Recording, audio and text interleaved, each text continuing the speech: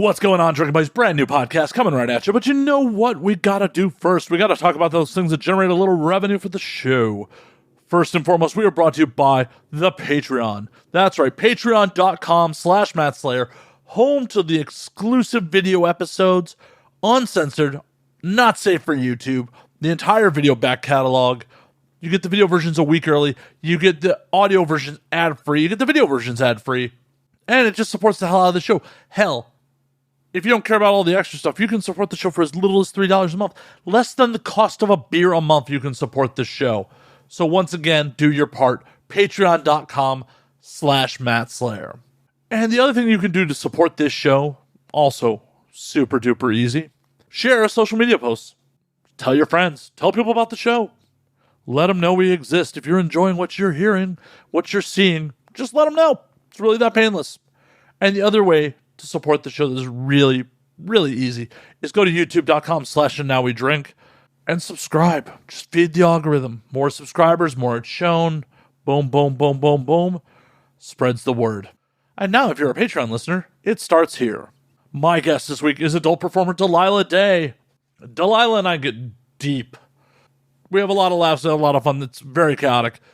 But we definitely touch on some deep subjects. I'm pretty sure you get to see a side of Delilah that you will never see in any other interview that she does. So sit back, relax, pop a cold one, and enjoy Drinking Buddies.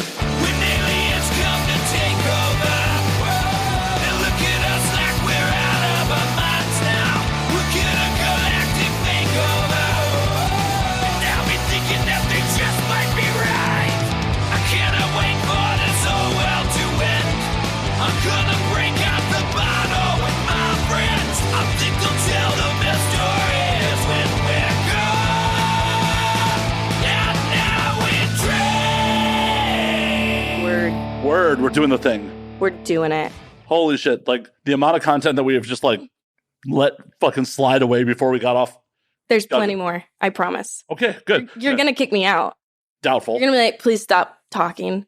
Oh, I mean, eventually I will, because eventually I don't want to record anymore. I won't necessarily kick you out. I'll just stay here and keep talking into the mic. You're, like, getting ready for bed, brushing your teeth. I'm like, no, I still have more. I still have more. I swear. Are you tucking me in tonight? Like, is that the plan? I mean, I could. I'm a pretty nurturing person, but it wasn't the plan originally. Well, I'm is flexible. It the plan now? Would you like it to be? Consent? I mean, I haven't really considered it. I will let you know by the end of the podcast. I can sing you a little lullaby as a compromise and then dip. Well, now I have to hear the singing voice because, you know, that might be a deal breaker on the, you know, being tucked in. See, the sad thing is I actually can sing. Prove it. But I'm getting over a sinus infection. Mm-hmm. You can probably hear it a little. Sure, I believe you. Welcome to And Now We Drink Idle. I'm sure it'll come out. If I get to drink number 2, 3, 4, depending on how fast I take them, I might be tipsy enough to sing you a ditty. I'll slot it in here. All right. Me doing it off guard works better because then I'm doing it before my brain realizes it. What, are you shy? Oh, yeah. I actually forgot what my own voice sounded like because I didn't speak for 1 or 2 years. I don't know. That time is blurry growing up. Really? Yeah. At what age? Like middle school. I want to say like 10, 11, 12 range. Just gave up on talking? Well, I did not have the best childhood, and I moved again around that time, and I was like starting to get viciously bullied and stuff, and like my family had a lot of issues, and they didn't pay attention to me, like not to get all sad violin-y. But nobody talked to me, and I didn't want to talk, and I didn't want to engage in like class, and I didn't go anywhere else. I was just in my room. The only thing I would do is I would sing in the shower, but my sister, because she was an asshole growing up, you know, those Pisces. Anyways, if she heard me singing in the shower when she passed my door, she'd like bang on it and be like, shut up, even though she can't hear it from her room. So then I stopped singing in the shower and I wasn't talking, and I was like, oh shit, like what? Hello? I think I was like looking in a mirror when I started speaking again because I was like, who am I? Full dissociation moment without realizing it. Probably. Hard to say. You were the one there, so I will take your word for it. It's been a fucking while. I'd hope so. As giving you alcohol, I hope that you're far away from middle-aged age. Oh, yeah. It was like 3 years ago when I was 12, you know. Oh, man. Someone's getting fired at Brazzers. At a lot of companies. God, if that turned out to be true. Full on next coming to Tracy Lords. Whole industry explodes. I'll be fine. News stories. 15-year-old girl fallen victim to sex trafficking. When it's like, I just did it because I could. You'd be the poster child for Exodus Cry. It would be, I was taken advantage of. I could be sitting there like, oh no, like I still chose to do this. Oh my God, this industry is disgusting. It preys on people. Right. You're like full on grabbing some dude's dick out of his pants and like, oh, she was taken advantage of. Fuck consent. Well, yes. No, that was a bad clip. No, consent is good. Oh, yeah, that was the sarcasm. Consent is obviously not just good, but essential. Please take nothing negative I say seriously. I am just sarcastic as fuck. It's well appreciated on this show, so. Fantastic. I found good people. Where? Shit, you're right. I might be hallucinating you. Maybe this is a dream, because I like want to have my big like famous moment, and I like am hallucinating that I'm giving my Oscar speech. I mean, if you're hallucinating, this is your famous moment, you really should be going for a bigger podcast. Yeah, that would speak a lot to how bad my life has been if this is peak it. Ouch. Ouch. Wow. I said take nothing negative I say seriously. Ouch. You think I'm actually offended? No, because I'm fully aware that we came here to do that, to be entertaining assholes to each other and also put out some information. That's about, that accurately sums up the show pretty well. Thank you. Just, be ignorant assholes to each other. Ignorance is cool. No, it's not. It has its moments. I mean, it's comfy for damn sure, but I can't be comfortable in ignorance. I'm like, but there's a better way. In the modern parlance, it's technically trolling when you're intentionally ignorant. I've been trolling my neighbor this month. It's been really great. How? We're kind of in a war. And the latest installation of that is I got my new TV stand in because I'm kind of renovating. And I decided to start building it at night. And it's 2 a.m. and I'm, using my power drill. And I remember, I just watched Dahmer and I was like, oh my God, like the sound of a power drill at 2 a.m. must be so alarming. And I was like, wait, what would make it more alarming? Like, what would make him be sitting in his bed staring at the ceiling wondering what the fuck I'm doing? The screams Play of the song. Well, that or the screams of a gay man. Do you know the song? From Dahmer? I haven't watched it yet. Can I play a little bit of it, or is that copyright? Copyright. Okay. You want Netflix to come after me? I live near Netflix. They'll come kick in my... Netflix's song. Fuck on Netflix. Their platform. But also hire me, Netflix. Like, they're down the street. They'll kick in my fucking door. Do you want that for me? No. I can't say that. You haven't left a very negative impression on me thus far. Although we're only like 5 minutes in. Yeah, I was like, we're less than an hour into our in-person interactions, so we'll see. Yeah. By the end of this, you'll be like, I can't believe I offered to tuck that man in. What was I thinking? Who says I was serious? If it's on camera, it has to be serious. Oh, that's the qualifying factor. Yes, everything that ever happens on camera is serious. It's serious business. Isn't it? Maybe? Yeah, actually, nice. Yeah, let's drink.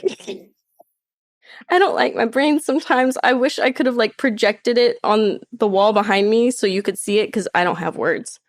Well, that's problematic for a podcast. Not having words, after all. Oh, I have plenty of words. I mean, I'm hoping you're not going to regress back to middle school on air with us. I feel like I've been talking quite a bit. But I'm sure you were talking quite a bit till you stopped. No. It was you gradually... I was a really, really quiet child, and I just kind of gradually, got there, and then there, something happened where I got to a point where I just hit a wall, and I was like, you know what, full withdrawal mode. I'm just gonna figure it out. And I did. I'm glad.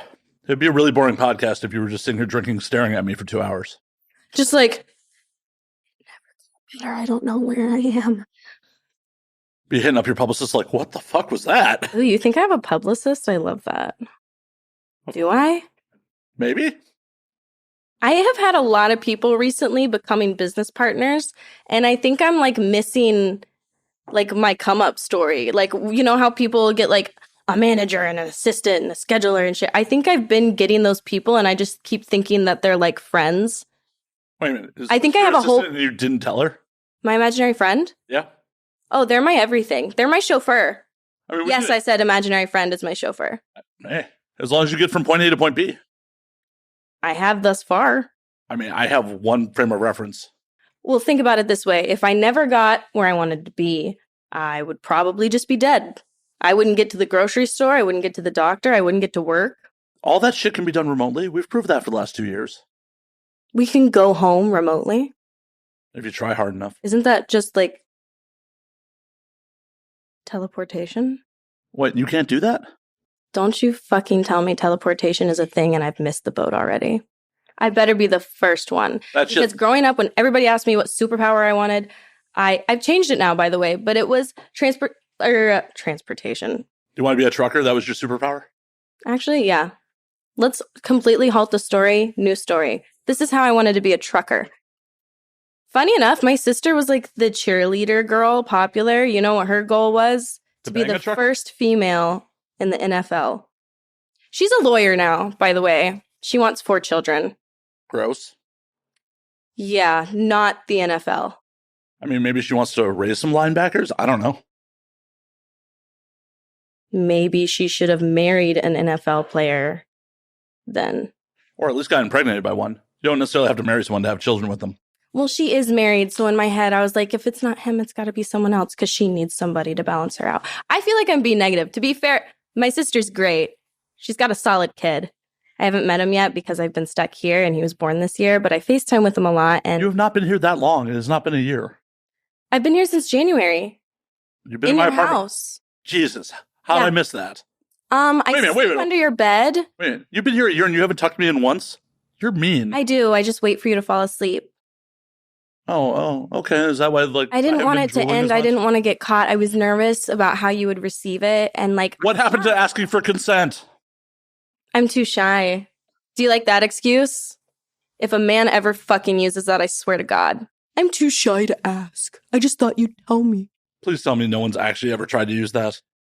A variation of it, actually, now that I'm thinking, my imaginary friend is nodding. That's fucked up. Wow. Yeah, it would appear that men use that one upon reflection and thinking about everything I know about men. That's fucked. That's pretty fucked. Wow. Shit. Is that man no longer with us? Hopefully he's dead now. Well, that'd take the double fist in the vapes for that one. I wouldn't know, by the way. I didn't know that man very well. Oh, gotcha. Clearly. Gotcha. He was still alive when you left him. Got it. Good alibi. Yeah. I don't know their name. I don't know where they are. I don't know anything. Never met him before, officer. She pleads the fifth. Don't worry, we're not in a court of law. You can freely incriminate yourself. Well, I just established my sister's a lawyer, so... What kind of lawyer, though? Definitely not that kind. She's like, I can help you with your taxes. Probably like a family lawyer, like helping children. She's got a bleeding heart for the world. Love her. That has got to be the roughest kind of fucking law to be in. Yeah, she has never chosen the easy path. Then again, neither have I. We went totally opposite. Like, I went full cockroach grunge backstory, and she went full, like, fake it till you make it backstory. We're both really solid now, but we are... You can't tell we're related. You really can't. Which I like. I like keeping people on their toes. Never let them know your next move. Move in silence. All of those sayings. Carry a big stick and all that fun shit, too. One more time? Carry a big stick. And the second part? And all that shit, too. Oh. I thought it was like a add-on to that. I was like, hold on. No, I just poorly paraphrased. Is this the new King James version of this saying? No, I just poorly paraphrased fucking Roosevelt. Oh, are you a big Roosevelt fan? All I'm saying is I liked Roosevelt before he was cool. I'm just saying, it's pretty badass to give a speech, get shot, and finish the speech. I forgot about that. That's yeah. Yeah. As presidents go. You get a nod for that. I feel like most modern presidents would flop like a fucking soccer player if like a gun went off near them, so. Oh man, I just got a montage in my head, thank you, of all the recent presidents, except for Obama, getting shot.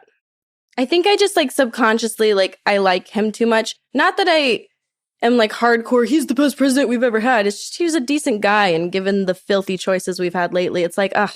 I mean, he was definitely the best at drone striking. Mm-hmm.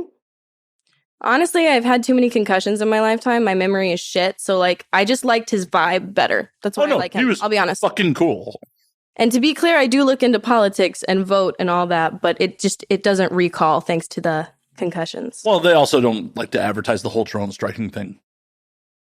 No, you got to do some digging for all of the real shit because they just like talking about the yeah. Keep them distracted. You chugged that. I did not. How many White Russians do you think you've made in your lifetime? I don't know. I said made, not slept with, by the way. But I would like to know the answer to both. I could accurately probably say how many White Russians I've slept with more than I could say how many times I've made the cocktail. Drop the number now. I think three White Russians of girls of Russian descent. I mean, no. At least one or two of them were, first generation American. Now, can you turn that into a percentage? What percentage of women that you sleep with are Russian? I can't do that math. Shame. I thought you were running a really solid business here. It's not for business. This is pleasure. That's hobbying. Not being a hobbyist, for those in the know. That's a different thing. If you know, you know. I just feel like I witnessed a conspiracy theory, like, crack. Like, your visage just I'm for a minute. Horrible hobbyist. I don't have that done research on you. I don't have that kind of fucking money. I can see that. I'm joking. It's okay. I'm completely joking. It's nicer than my current setup. No, most people come over here and they're like, wow, you live in a nicer place than I thought you did. No, it is very nice. It's very modern. It's very clean-ish. I like the art on your walls. Thank you. Yeah. I picked it, so. Oh, did you? Yes. Wow, yourself? Mm-hmm. It's impressive. I have my moments. How do you manage with all that pressure? Alcohol. I can tell. What? Because my White Russian's gone already? That part and that part. And what's the name of this? What do you do on it? And this is your hobby. This is not my hobby. This is my business. I said that and then you said it was your hobby. Oh, no. The sleeping with women is the hobby. Well, either I'm stupid or that was not clear enough. And Sorry. Either are possible tonight. Sorry. I will make it much more clear. You need to work on your communication skills if you're going to have people over for a podcast. I concur. I'm done being mean, even if it's funny. I can't do it anymore. Now the show's over. I can't Well, shit, if it's like that, just tell me what to do and I'll do it. I'm very obedient. Well, that's no fun. What is and isn't fun to you? I'm starting to get confused. Do you want me to listen to you? Do you want me to be an asshole? Yes. Literally, pick. No. I will tailor myself to you. I'm joking. Good. That's what we're actually here for. The jokes. For the drums. I know I'm a really talented impressionist. I'm still waiting to hear the singing. Well, now I sang one solo my senior year of high school, and nobody knew anything about me. I went to that school the entire time I lived in that state. I went there during kindergarten, and then I came back half of third grade until I graduated. So I was pretty much there the whole damn time. Nobody knew shit about me at all. I sang one solo senior year, and most likely to comes around, most likely to win The Voice. I'm confident that one person just saw that and was like, I guess, the yearbook has to know something. I went to a very Christian school. I'm sorry. And I thank you. People don't say that enough. Anyways, I had fun trolling them, though. I was a complete asshole by the end of it. Because I raised myself. I had already moved out. What? Am I going to go home and get an earful from my mom? No, I'm going to go eat a taco in my car. Maybe get beaten with a ruler? I don't know. Sadly accurate. Not a ruler, though. Then what? Anyways, what was I saying about going to a Christian school? Oh, yeah, they didn't know. Anyways. It's okay. Thank you. Say a couple. Honestly, I just started flashing back, and the PTSD from that school was overwhelming. Oh, but if you remember what I was originally saying, I will go back to it. Oh, that you did a solo and people felt that you should be on The Voice. I said that part, though, I feel. Well, you said saying something else. You literally just said, tell me what I was talking about, and I'll go back to it. Listen. Yes. Oh, you're obedient, too. No. This episode. I don't know. I think I was talking about trolling people in high school. You did Some mention that in sort passing. Of way. And that you couldn't be reported to your mother because she was MIA. Although she was a teacher at that school, and she wasn't just any teacher, she was my teacher for a class. And did I ever show up on time? No. But did I show up with a large Diet Coke with extra ice because I knew that would fix her mood? And the one time it didn't, I, in front of 30 people, like a complete asshole, said, "What are you going to do? Send your own daughter to detention? Isn't that a little embarrassing?" Isn't it a bit of a conflict of interest for her to be teaching you in the first place? She's the music teacher. It's not like she could give me math grade bumps. I was better at math. It still seems like a conflict of interest. Does it? Yeah. Well, it seemed like a conflict of interest to have the football coach be the physics teacher. It seemed like a conflict of interest to have someone who didn't speak English be the college algebra teacher. Whoa. They're teaching actual science at a very Christian school? No, their version of it. Oh, okay. Also, physics. No. You know, physics is pretty neutral. Like, you can't really argue with gravity, but... Oh, are you kidding? If you get into the makeup of a cell, then we're going to start talking about lifespans. Then they're going to come up with abortion, and I cannot get into that. Whoa. Gravity only exists because God wills it. You're so right. We're killing your imaginary friend over here. I told you. They're there. I'm glad someone can finally hear them other than me. Are you crazy like me? I don't think like you. Maybe in a different way. Did you say you don't think like me, or that you don't I'm not think crazy you like me? No, I'm saying I'm not crazy like you. I may be crazy in a different way. I'm allowing myself to look incredibly crazy because this is a fun time for me. Good. But I promise, like, the screws are tightened in there. I graduated therapy twice. Did they give you a piece of paper with that? Kind of.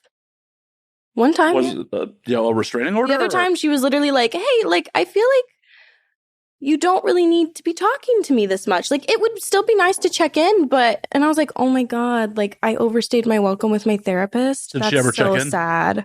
Did she ever check in, though? The funny thing is, her sister was my psychiatrist. So she just kept pumping me full of the meds I needed. And the other one was like, "I know too much."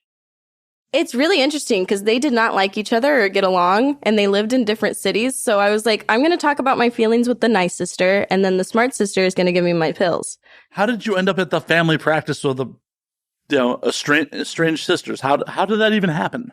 My whole life is that way. I constantly ask myself, how did that just happen? Why did that just happen? What the fuck is going on?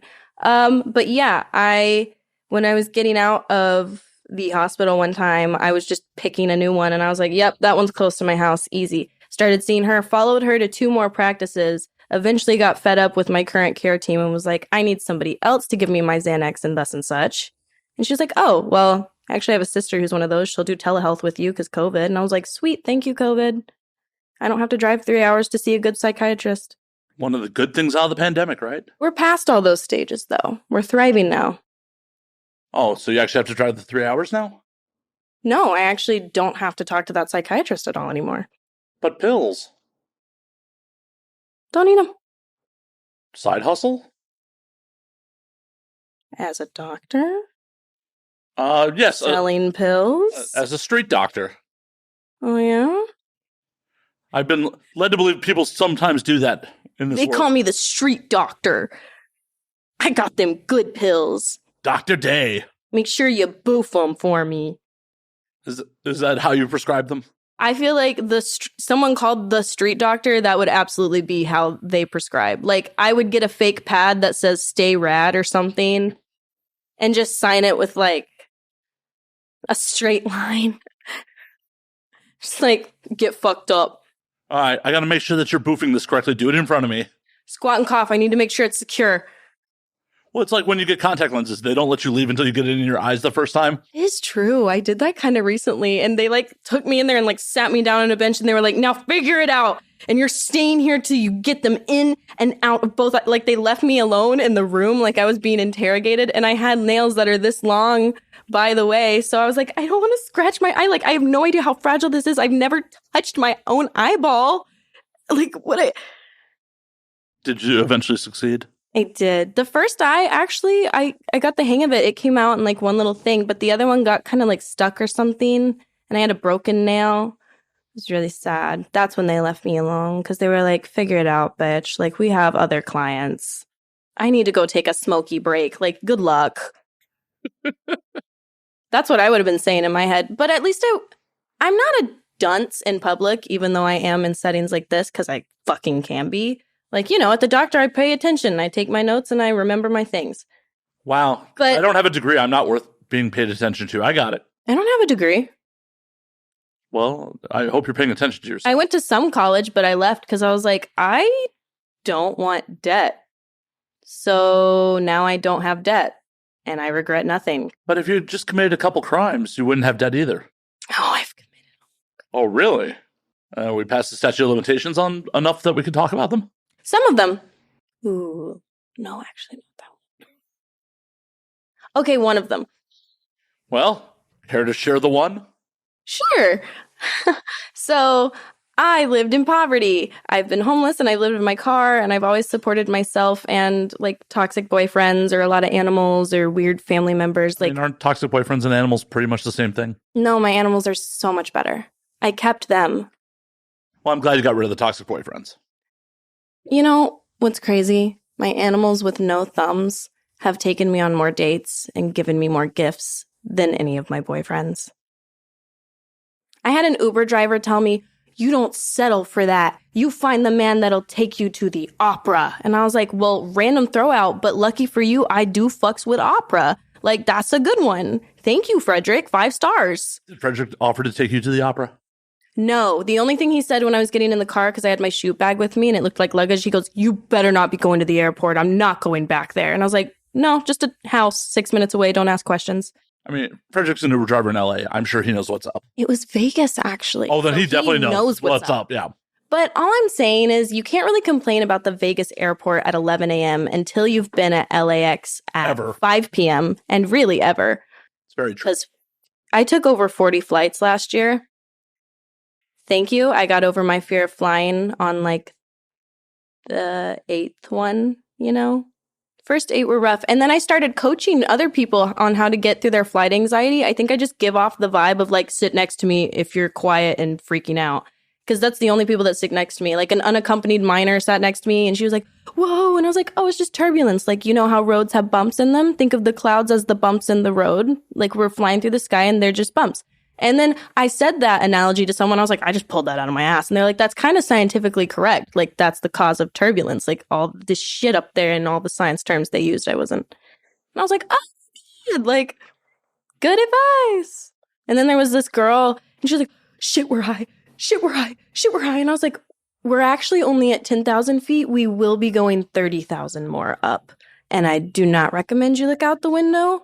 But I will say, if we start falling, I'll let you hit your head on the side of the plane first to knock yourself out, because that's my plan.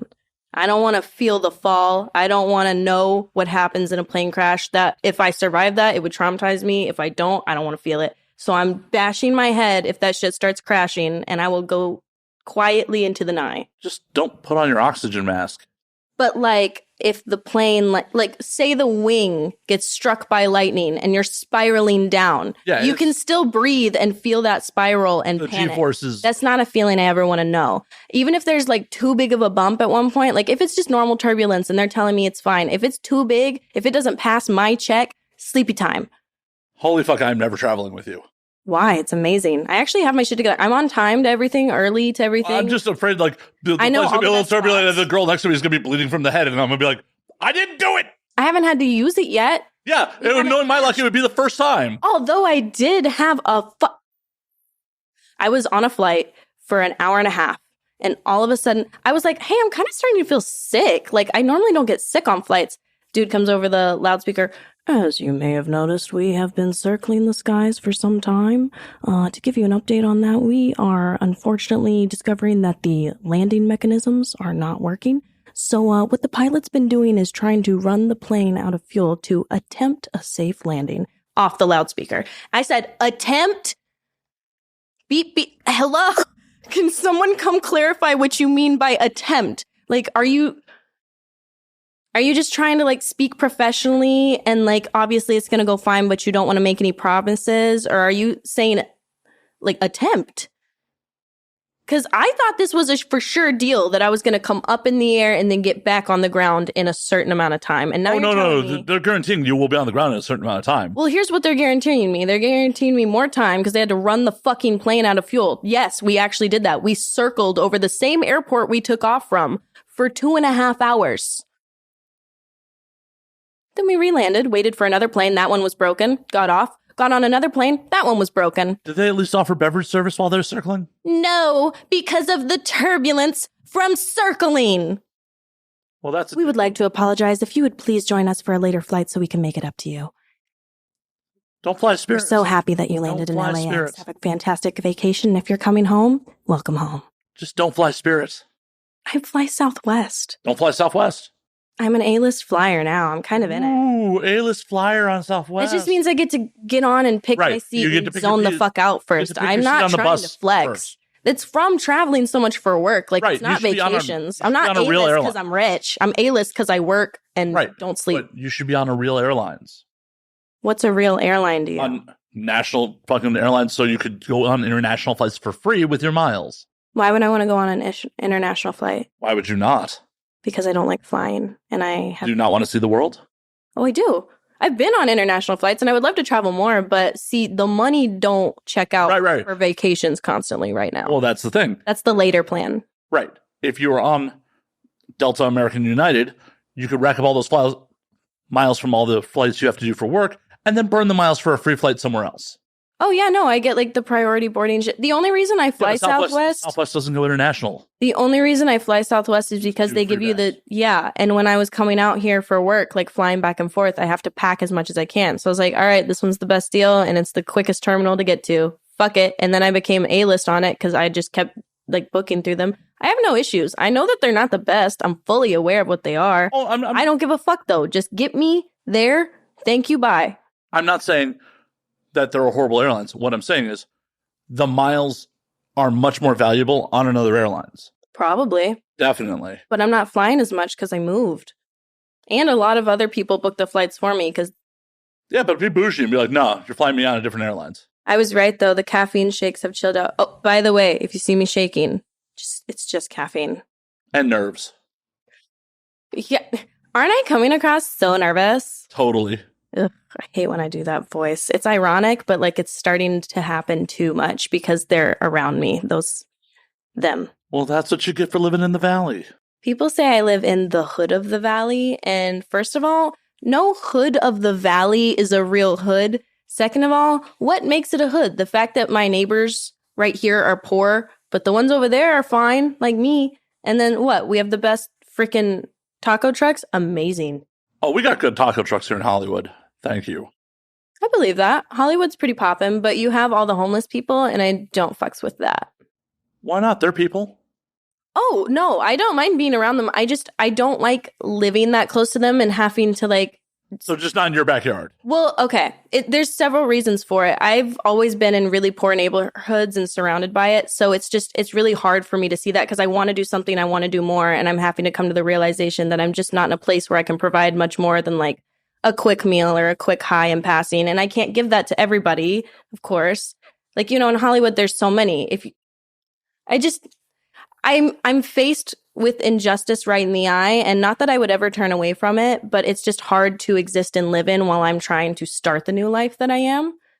And then on top of it, I've been there. I know how desperate they get. Like, they could see me and want to rob me. Like, they could want to get into my house. It's happened anyways from just like a random people anywhere.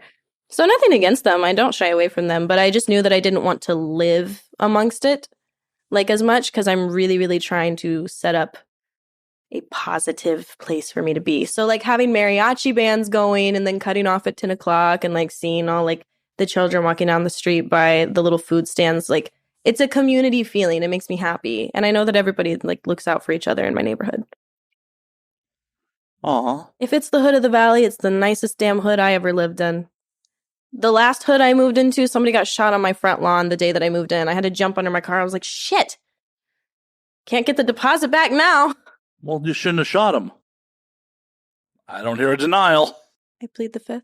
Good call. No, I've actually never shot anybody. Successfully? Oh, I've shot plenty. I've just never tried to shoot a human. I haven't had to get that far with the humans I've had to put in their place. Oh, with all this coming ex-boyfriends. Very scary. You'd think you'd shoot at least one of them. Well, see, my natural personality, my default is a doormat. I will let people walk all over me until the last minute. I'm just now like starting to say no and have boundaries and make decisions and calls that I feel good about, and regardless of what the people around me are thinking or saying. I'm open to feedback and criticism, obviously, but like, I'm trying to figure out who I am and fall into my adult life and the way that I feel. And if something doesn't work out, I'll adjust, no problem. But I'm going to try it my way. So far, it's so good. This is LA. You're open to criticism? Wow. You're way evolved compared to most of us.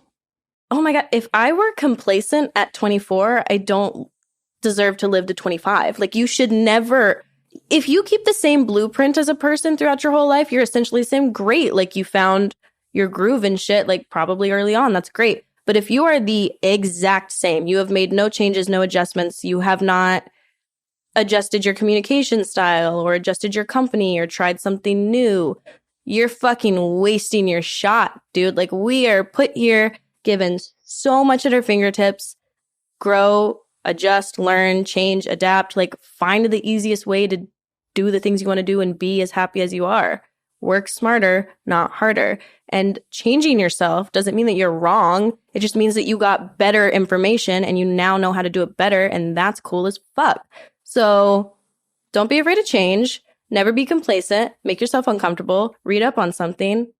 You know, stay motivated. Be a good fucking person, because we need more of them. Well, unfortunately, most of America disagrees with you. I know. That's fine. But we need those people. Cockroach can't kill me. We need those fucking people. They shed light on just the vast spectrum people can be on as far as like empathy, common sense, communication and shit. And it's really nice to have the contrast, you know, like the juxtaposition of like the shittiest person next to like your best friend. You're like, oh, I got so lucky. Like, thank God, like that's my best friend and that's who I choose to spend my time with. In those moments, you can take them as a self-boost. Give yourself some confidence, like if you've been feeling down, or you can use it to boost your friend if they've been feeling down. Like, oh my God, like seeing you next to them, I really appreciate you. Like, just little pure moments can happen when you pay the fuck attention. Whoa. You want to pay attention to something besides the glowing box that like lives in our pockets? That's crazy. I actually hate my phone. I hate that phones have kind of convinced people that you are available to them 24/7. And I do not fucking like that. Because again, I raised myself and I was ignored. I got very used to alone time, independence, figuring shit out on my own, like not being bothered when I want to do stuff. So like people will be texting me at like midnight, like blowing my phone up, 3 a.m., blowing my phone up, da da da. And I don't mean like just a text because that's when they were free. I mean like they're wanting me to do shit. They need me to pay attention to this. They're like, why didn't you respond to this at that time? I'm like, because it's not business hours. Way to call me out on my own show. Thanks. Ouch. I mean, like, I'm sorry, but if I'm showering, I'm showering. If I'm hanging out with my dogs, how am I supposed to know you're showering? You're not, which is why it's fine to reach out. But I am never obligated to respond right then. And I never will. Even if I'm on my phone, I will intentionally like wait a minute to respond so that people don't become, unless it's like my best friend or an emergency or something. I don't want people to have the impression that you can just have me all the time because whoa, it was an emergency. I needed to be tucked in. Well, I'm just saying, like, my schedule is super inconsistent. Sometimes it's not even that I'm wanting the alone time. It's that I'm physically, like, on set. My phone's dead. My phone's on Do Not Disturb, something. I'm just not consistently on my phone. So I don't want to ever make people think that, and I don't like them thinking that. It's like, yo, like, the same way you have to ring a doorbell and wait for them to answer, you can call me, you can text me. I still have to choose to answer on my own. I could sit right behind the front door looking at you through the peephole like, no, I'm not going to answer that. And I have done that. Just like I'll look at my phone and be like, oh, I do not have the brain power for that right now. They deserve a full answer and I need to take a nap. I always want to give people the best boundaries. self possible. I know. Oh my God. It's amazing. In 2022? It's amazing what self-work and being a cockroach can get you. I love the self-deprecation of calling yourself a cockroach. I really don't. It's not self-deprecation, though. Think about it. They're fucking unkillable. I told you, I've tried. No. Many have tried. I've been dead. I'm still here. Cockroaches I'm stuck here. Killable. They just survive because they just outbreed. Yeah, and isn't that fucking funny? Because my life is all a joke. Like, I am a cockroach. This shit does not sound real. We haven't even gotten to the tip of the iceberg, and I don't even know if I want to. Like, it's too much, and it sounds negative, but I promise I'm fine. Good. I processed all that to be where I am now and talk about it as lightly as I do. Because there's more important things to worry about on a day-to-day basis, like living a better life. What constitutes a better life, though? I'll say for me, what's already happened is the flexibility with my schedule, like working in a field and a job that it's a necessity to take care of myself versus like keel over for the sake of the company. I mean, my house, it's the cleanest, nicest house I've ever lived in, and it's all mine to make mine. Like, it's not a hood house. It's not one I share with a boyfriend. It's me and my dogs, and I'm making it mine. Like, there's a lot of just little tiny things and like huge moments of realizing that I'm worthy of, hyping my own self up. Like, I can still be humble and be confident. I can still say nice things about myself without bragging. I can still acknowledge good qualities versus bad without weighing my worth or attaching numbers to it. So I've had a huge upgrade. I am the happiest I've ever been by far. My life didn't feel like it started until this year. So I feel like a fucking newborn. Like, I'm doing everything. I'm living everything. What? Don't make that face at me. What face? I said I feel like a newborn, and you instantly, like, I know where your brain went. Yeah, I decided not to make the joke. Have you still not made your second drink, or did you finish your second drink? I have not made a second drink. Do that. Well, I wasn't... Did I stutter? Better. I wasn't trying to interrupt you to go get ice. Oh, you need ice. Well, go for it. I'll talk to the people. Or I'll just drink. You can do both. I mean, I was also waiting for you, maybe, so we only make one ice trip. Oh, I don't need ice.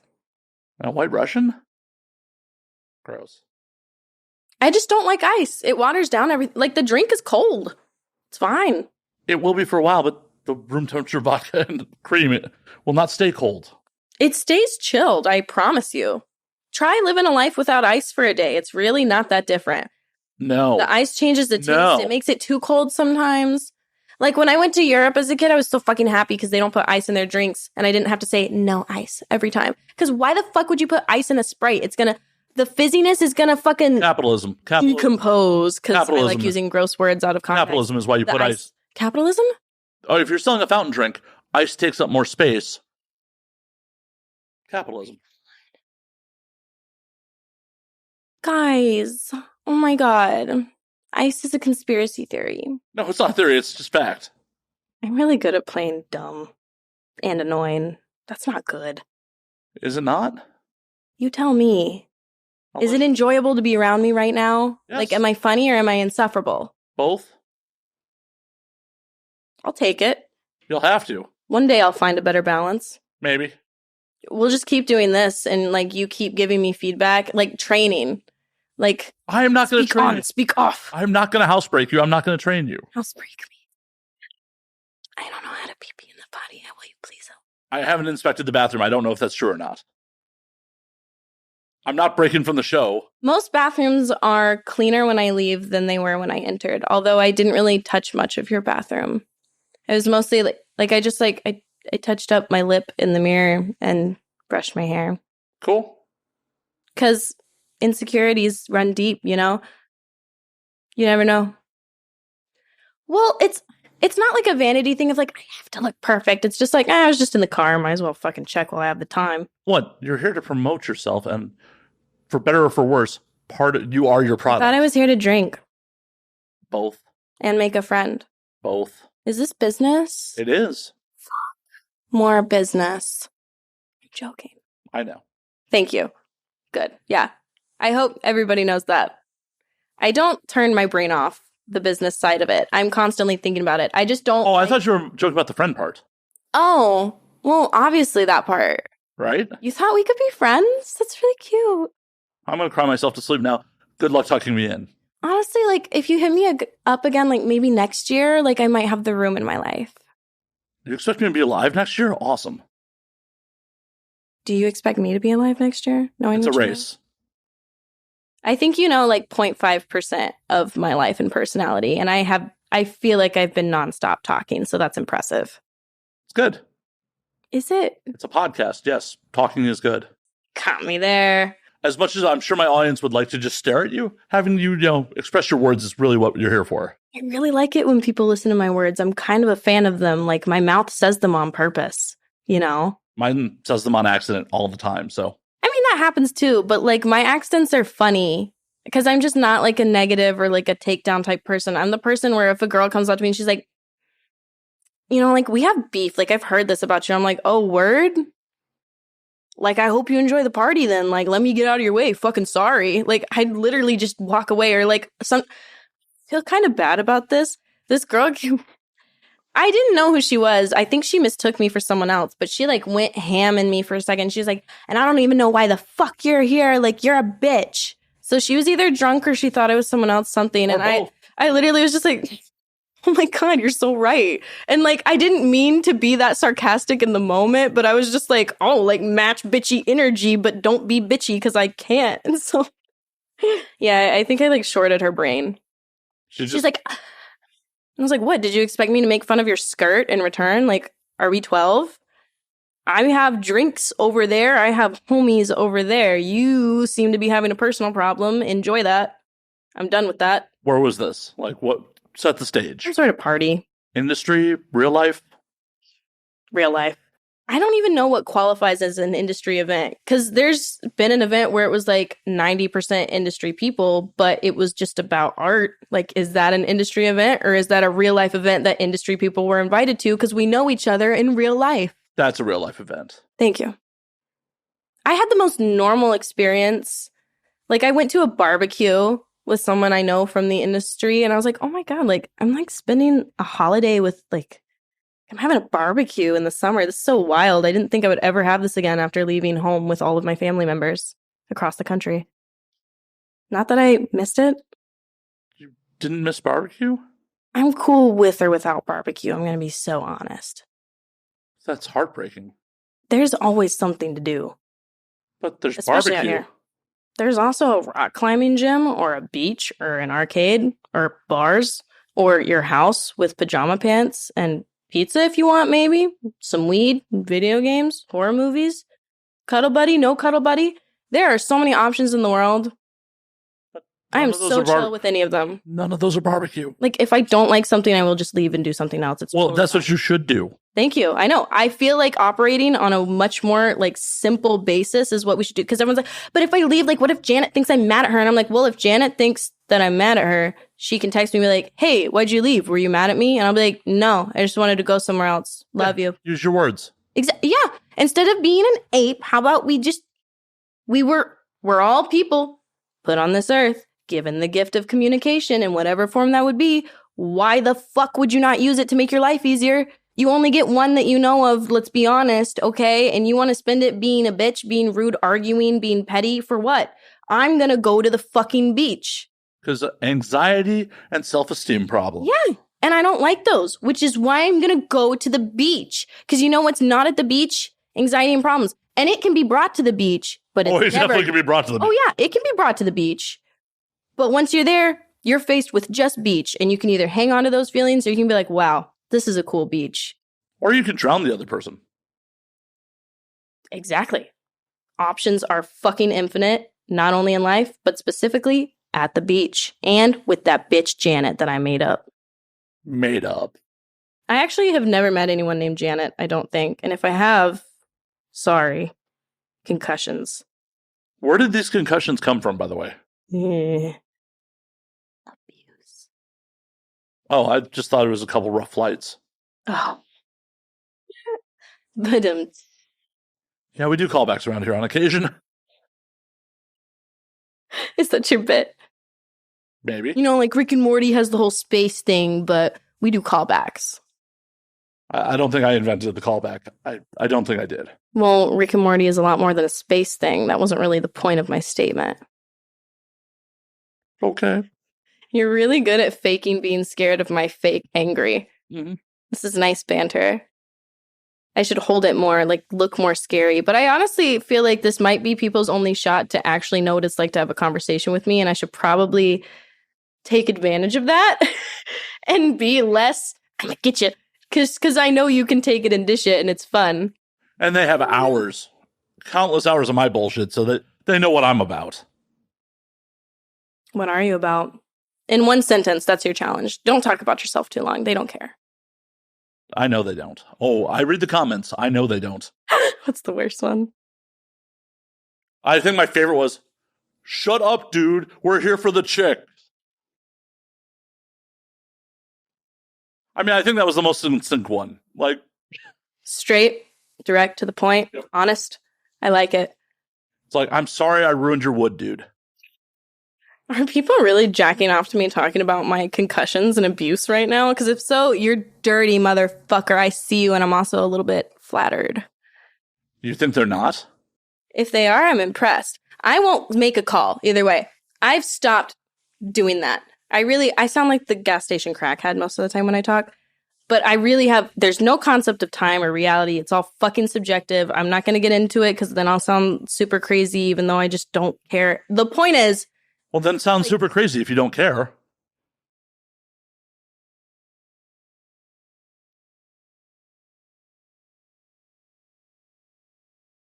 For the audio audience, the vape was very deeply hipped. Hit. I actually never understood ASMR. I don't get it either. Like, who cares?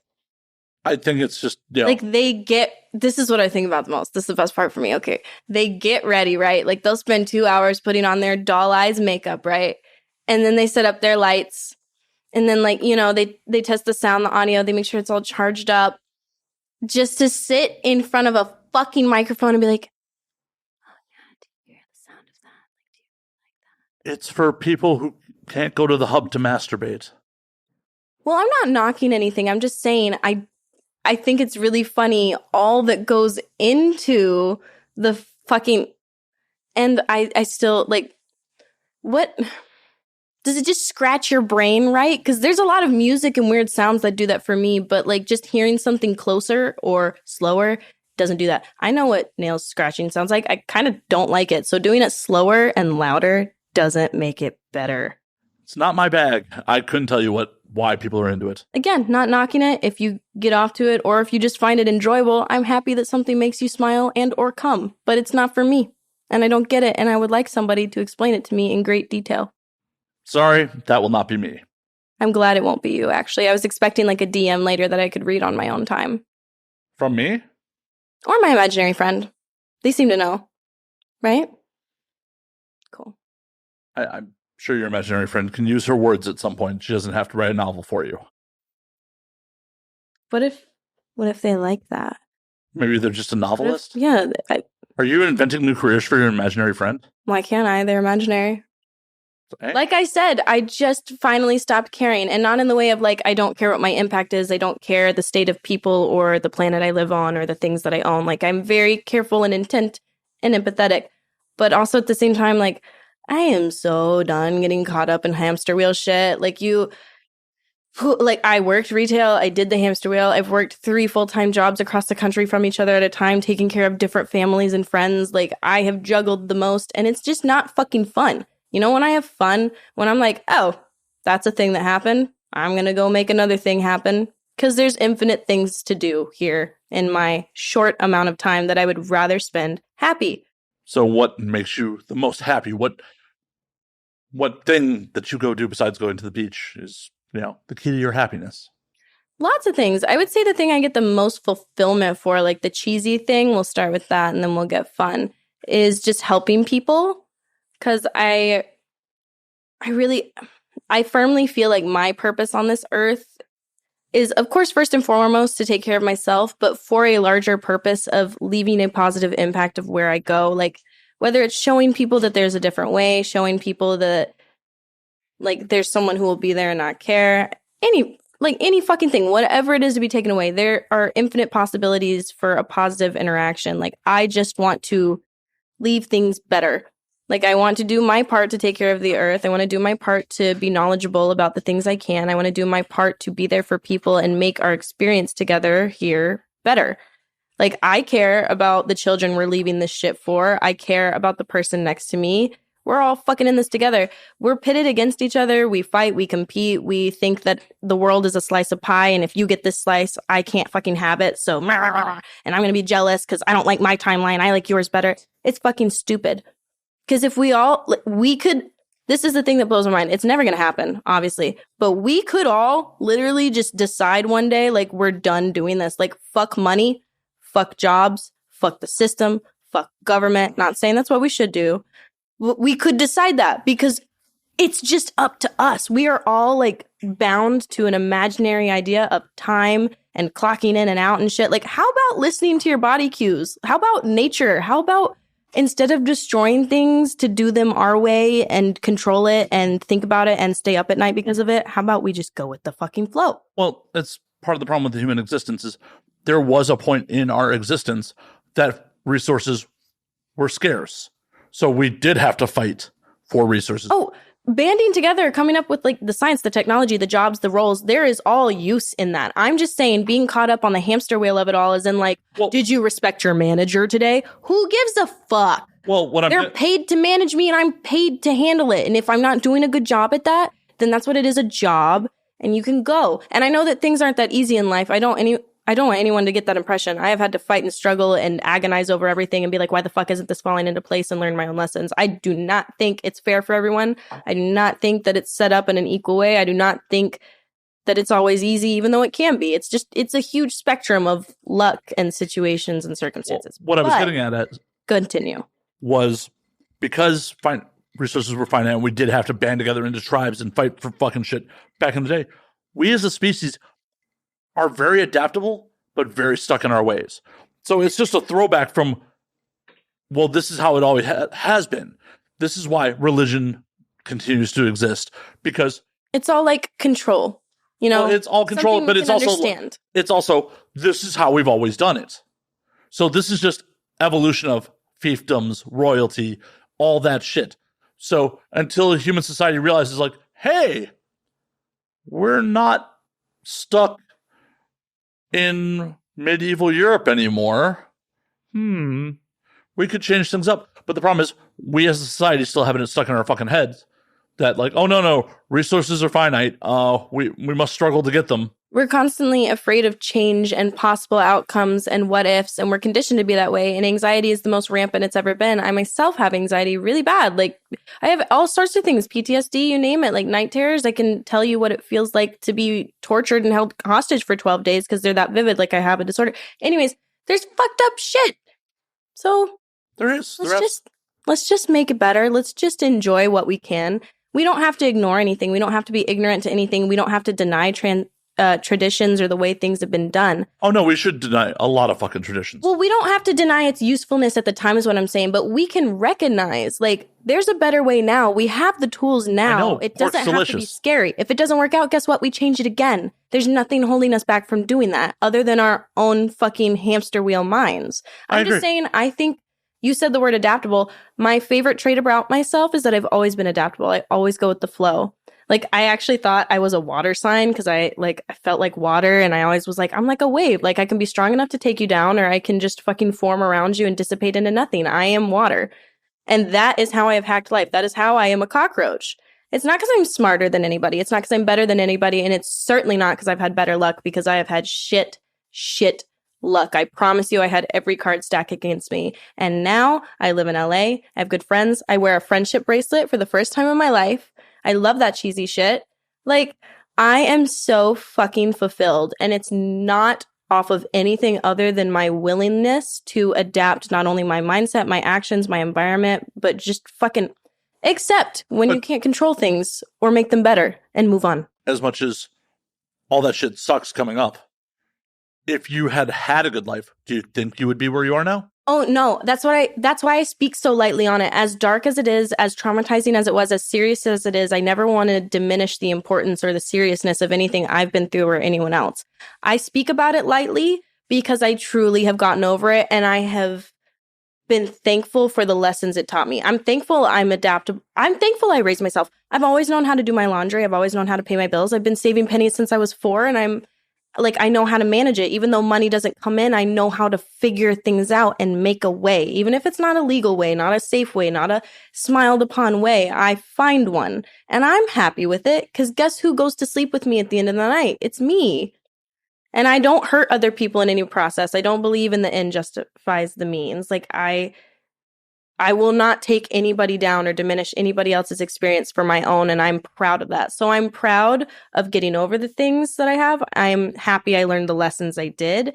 I'm happy I can help other people get through similar situations. And like, I'm happy. Like, it's kind of fun to have a backstory that feels like a fake movie. It's hard to talk about sometimes because like people look at you like, what the fuck? And you never know how to pace it or say this information. But I feel like a book of knowledge, like a huge resource to people, and it really fuels me. It makes me happy and excited to start the day, because it's like, who can I share this with? Who can I make feel better? Because I've been in that awful, terrible, dark place. I saw no way out. And I can't give you your way out, but I can tell you, if you just fucking, like, just let go of what everybody else is telling you. Just fucking completely disregard them.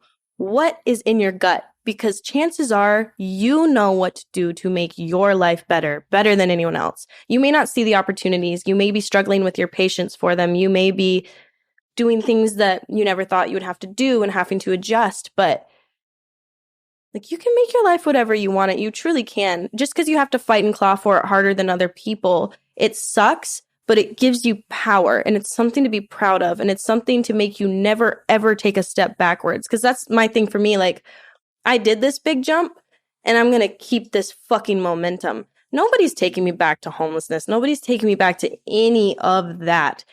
That's my mind. And I just want other people to tap into their own power and realize, like, you can do that. And again, not diminishing the toughness. It took me 24 years of suffering. I'm not joking. I'm not saying it lightly. Like, I did not have a good life until this year at all. There were happy moments. There were things to appreciate. And there are obviously things that I was more fortunate than others in. Like, I do have a little bit of white privilege. Like, when I was living in one of my neighborhoods, like, they left me alone. When I was living in another one, it didn't do anything for me.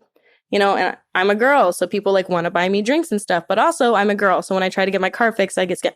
There's just flip sides of every coin. Everybody has their own strengths and weaknesses, and I know that I'm not the least fortunate person in the world. But I also know if I can do it, anybody fucking can. And I will personally help you. And I don't mean help you in a way to make you feel like you owe me. I mean help you in a way to be like, look, you're fucking awesome. Let me show you how good I feel. Not tell you how to do it, but just make you feel confident in your own self and tell you you have the power, you have the knowledge. You don't need any advice from me. You need encouragement from me. You need support from me. I'm not here to solve your problems. I'm here to cheer you on while you do it, because you know the best way, and you fucking can. You can say fuck the system. You can cheat around them. I stole all my groceries for years. To feed my dogs, I ran an illegal side business that I won't talk about. That was deeply profound. And I have a couple questions. First, please do. I'm ranting at this point. I'll pause. Okay. First, I want your technique for stealing groceries. Walk in, walk out. You can't It's the same tactic of, like, if you walk into a concert with a headset and a clipboard, they just assume, you walk in with your cart, you pack it up, you walk out with a full cart, confident. They're like, oh, she obviously checked out. She's not hiding anything. She's not got a weird lump under her shirt. She's got a whole cart of groceries. Nobody does that. I stole my TV. Walk in, pick it up, walk out. Because they can't put a TV in a shopping bag anyways. They're like, cool, she bought a TV. Because nobody would just walk out of the store with a TV. Obviously you would. Do what you got to do. I would never, ever steal from a private business or local artists or anything. They always get full price and tip. But dude, Walmart, you have it built in. You have a theft budget built in, and you still don't pay your employees enough for them to even worry about what the fuck I'm doing, quite honestly. So I don't feel bad. I'm not saying you should. Yeah, I don't feel bad. I strike you as someone who's going to guilt you over this shit? Yeah. You motherfuckers sitting on your pile of fucking money like a dragon. billions of dollars. You're never going to use that all. What the fuck are you? And it's billions of dollars Put it back out into circulation, so I don't have to steal from you. And if you want your money, give it back. And it's billions of dollars that they didn't even fucking earn. It's all inherited wealth at this point. Or like sneaky ways. They're like, oh, the stocks. And I'm like, yeah, stock system was great back then because you. Well, no, I'm just talking about like the Walton family, like specifically Walmart. Like they all inherited that from family wealth. Yeah, most of the people that are rich, they're like, oh, I'm self-made. Like, you can do it too. Like, saying the type of shit I am, except they came from rich chads and shit. And I'm just like, dude, fuck you. I literally lived on the train tracks. I'm not joking when I say it was ugly. I've seen death. I've seen bodies. I've seen abuse. I've witnessed it. I've felt it. I have been through shit that is just not worth bringing up most of the time. It's disgusting and it's hard to put into words. I have been in disgusting situations. For years, I lived in a house with rats and roaches, and there wasn't a single appliance in my house that was usable. The only thing I could do was go lay on a bed in the corner of one of the rooms that I would keep shut off and clean from everything. And that was me and a boyfriend at the time and 2 dogs, and I was working multiple jobs, and he was playing video games all day. It was just, it's hard. It's isolating. It was years of just hell, and that's how my adulthood started. So don't you fucking daddy paid for my college say any type of shit to people, like, period. If you're going to be privileged, I can't fault you for that. Like, if you were born into something, okay. But be real. Be real. Quit telling people that they can make it to where you are just by doing what you did. Because you fucking know they can't. When you start behind the fucking line, like minorities, like people born into situations like me, people like black sheeps of the family, bad people who go through trauma, people who have bad luck, people who have bad health. You cannot do what privileged Chad does to get somewhere. You have to fight harder. You have to work longer. You have to wait longer. You have to have so much more going on in here to withstand that path up. So they don't have a fucking leg to stand on, but you can have what they have, just not their way. Find your way. Your way's better, I promise you, because my way's better than what anybody told me. When literally, the reason my life got so much better, I stopped doing what everybody told me I should do, and I did the thing that they said sounded like a bad idea. I was like, yeah, it kind of does sound like a bad idea, but I've put it on paper 100 times, and it still works out better. And I trust my math. I used to teach college algebra. I was a mathlete. I'm sorry. Thank you. I was good at math against. I apologize for a lot of your life choices over the course of this podcast. It's not even the choices that you have to apologize for. I'm totally solid with my choices, but I've had some bad fucking luck. Like, you want to know some... Dude, bro. Yeah, I apparently cuss like a sailor and talk like a man. But it's in this body and face. Like, I'm trying. Well, that's all you can do. I know. Quite honestly, I don't care. Like, I have friends and I have people that see my heart and appreciate me for what I am, so I don't give a fuck. Anyways. On your previous point, I heard a good analogy about wealth. Wealth is a carnival game.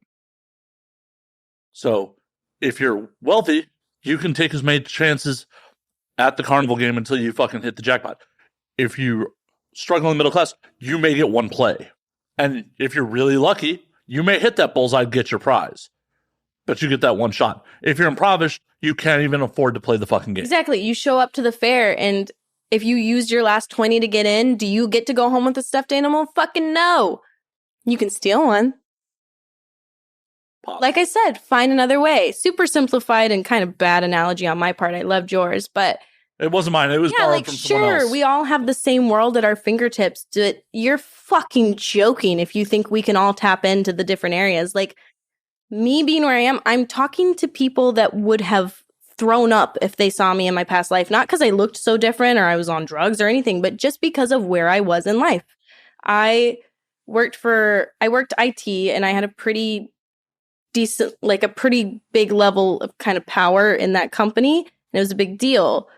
And I got that shit off no degree. I fucking winged it. I got promoted and all that stuff off of nothing but proving myself over and over again. And it pissed me the fuck off. But at the end of the day, was I a higher up position than the dude going to school for what I do? And I just fell into this job? Yeah, because I devoted to it. I tried. He had the better opportunities, but I still fucking won. So don't let people having better resources at their fingertips. Don't see everybody pulling out their 20s and be like, damn, if I had that, I could do it. Do it without it. You'll feel better. You can throw it in their face if you're petty, or you can hold on to it and build yourself up. Whatever you fucking want to do. Different strokes for different folks. Well, and 100%, like, if you earn it, you'll appreciate it more. Doing the show, being in LA, being in the circles I've been in, I've dealt with a lot of people that have come for money. And without fail, most of them have been horrible motherfuckers. They're so stupid, dude. And the thing that cracks me up, oh my God, they think they're untouchable. My hobby in life, you want to know what my real hobby is? It's showing the untouchables that they're so fucking touchable. I play dumb for 10 minutes. You think I'm a privileged white girl just like you who comes in like daddy's money, credit card. I don't even have a fucking dad. My dad tried to kill me. Let's be honest. But I look like I have daddy's credit card, and I can act like I have daddy's credit card. And then I'll get your credit card, and identity fraud. Stop trusting people. You're stupid. Being rich doesn't handle your life for you. Pay attention just like the rest of us. I like keeping privileged people on their toes. I don't have to be like vindictive or petty about stuff, but I can be the person who makes their day stressful. I love it. So what you're telling me is I probably shouldn't have let you in my apartment. Got it. Oh, no, you don't strike me as rich enough to mess with, you know? I'm working on it. No, it's definitely not that. It's like when somebody says something ignorant, because I get very protective of what? I haven't said anything ignorant tonight? Oh, wow. Cool. I mean, the ignorant shit that we've both said has been like jokes or sarcasm. I feel like people can see through all of that. And if not, get help. Life is fun. Don't get help from me.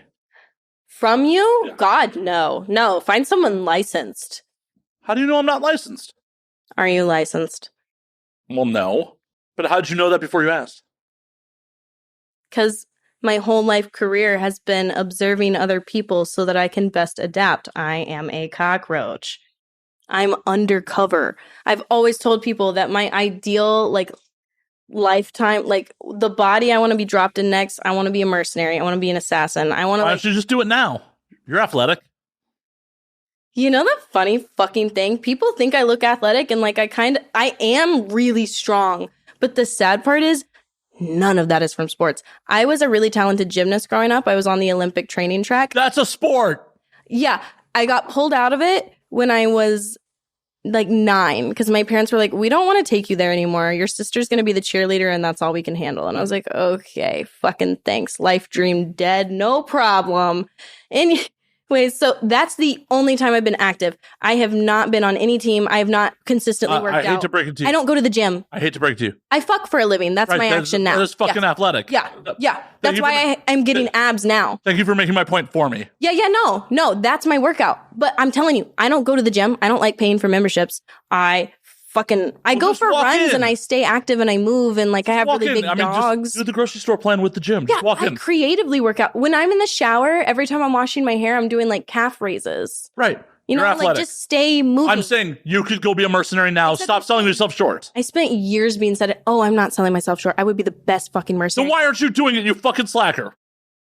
Do you think I could tell you if I was? Yes. Why not? On this podcast? This is why. No one would take you seriously. You think I'd give away my position if I was? Yeah, because everyone would think it was a joke. I very well could be. Everyone would think it was a joke. You easily could. You'd be like, I murdered 12 people yesterday. Joke? Hey, anybody's welcome to think anything I say is a joke. All I'm saying is you'll find out. Think whatever you want. You'll find out what I meant by it. I promise. Fuck, someone paid for a hit on me. Fuck. Well, at least I poured my own drink, so you're not going to poison me to death. All I'm saying is, like, I do price match. Like, if I get there and the victim is like, hey, like, I actually also have $50K.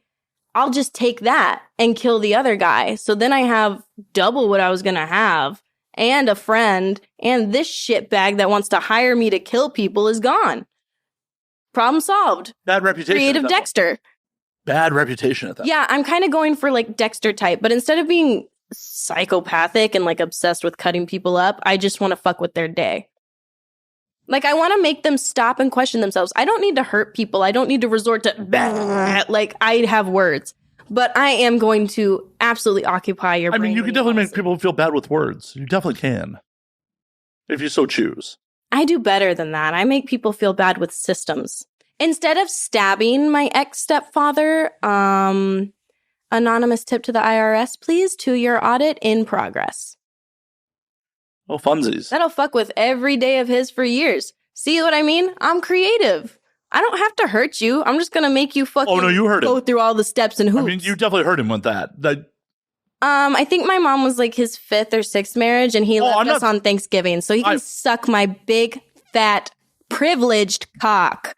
I'm not saying it's not justified. I'm saying you hurt him. Yeah. I'm not saying you did anything wrong. And not even if I did, my judgment doesn't matter. I was walking up the hill with a knife. I could have done that, but instead I turned around and called the IRS. They wouldn't still be investigating if there weren't some truth to it, is all I'm fucking saying. Like, was I even really lying? No. Maybe I'm just the fucking modern day Robin Hood. I'm like Gen Z Robin Hood. I'm going to creatively fuck with your day. I'm going to creatively make you question your life choices because I know you can be better. If I'm capable of being better, so are you. I don't know if you're the modern day Robin Hood. I mean, you just really... I'm not that good. Well, it's also... You also just called Prince John on somebody. Or the Sheriff of Nottingham. You just called the Sheriff of Nottingham on somebody. The Sheriff of Nottingham... Fuck 12. No sheriffs here. The Sheriff of Nottingham was a tax... I took a cop's baton one time. He was a tax collector. That was his job. So you really just called the sheriff on... Try and collect. I'm saying you called the Sheriff of Nottingham on your... I know what you're saying. Oh, I'm just fucking with your day. I can't wink, otherwise I would. That's why I say wink, wink.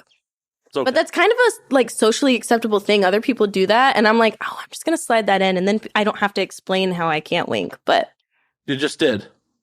Yeah, well, I feel like anybody who stayed this long deserves to know, like, at least the tiny little things about me that I don't tell other people. Like, you don't have to know my life secret, but you can know that I can't wink. That's cute, right? I'm endearing, right?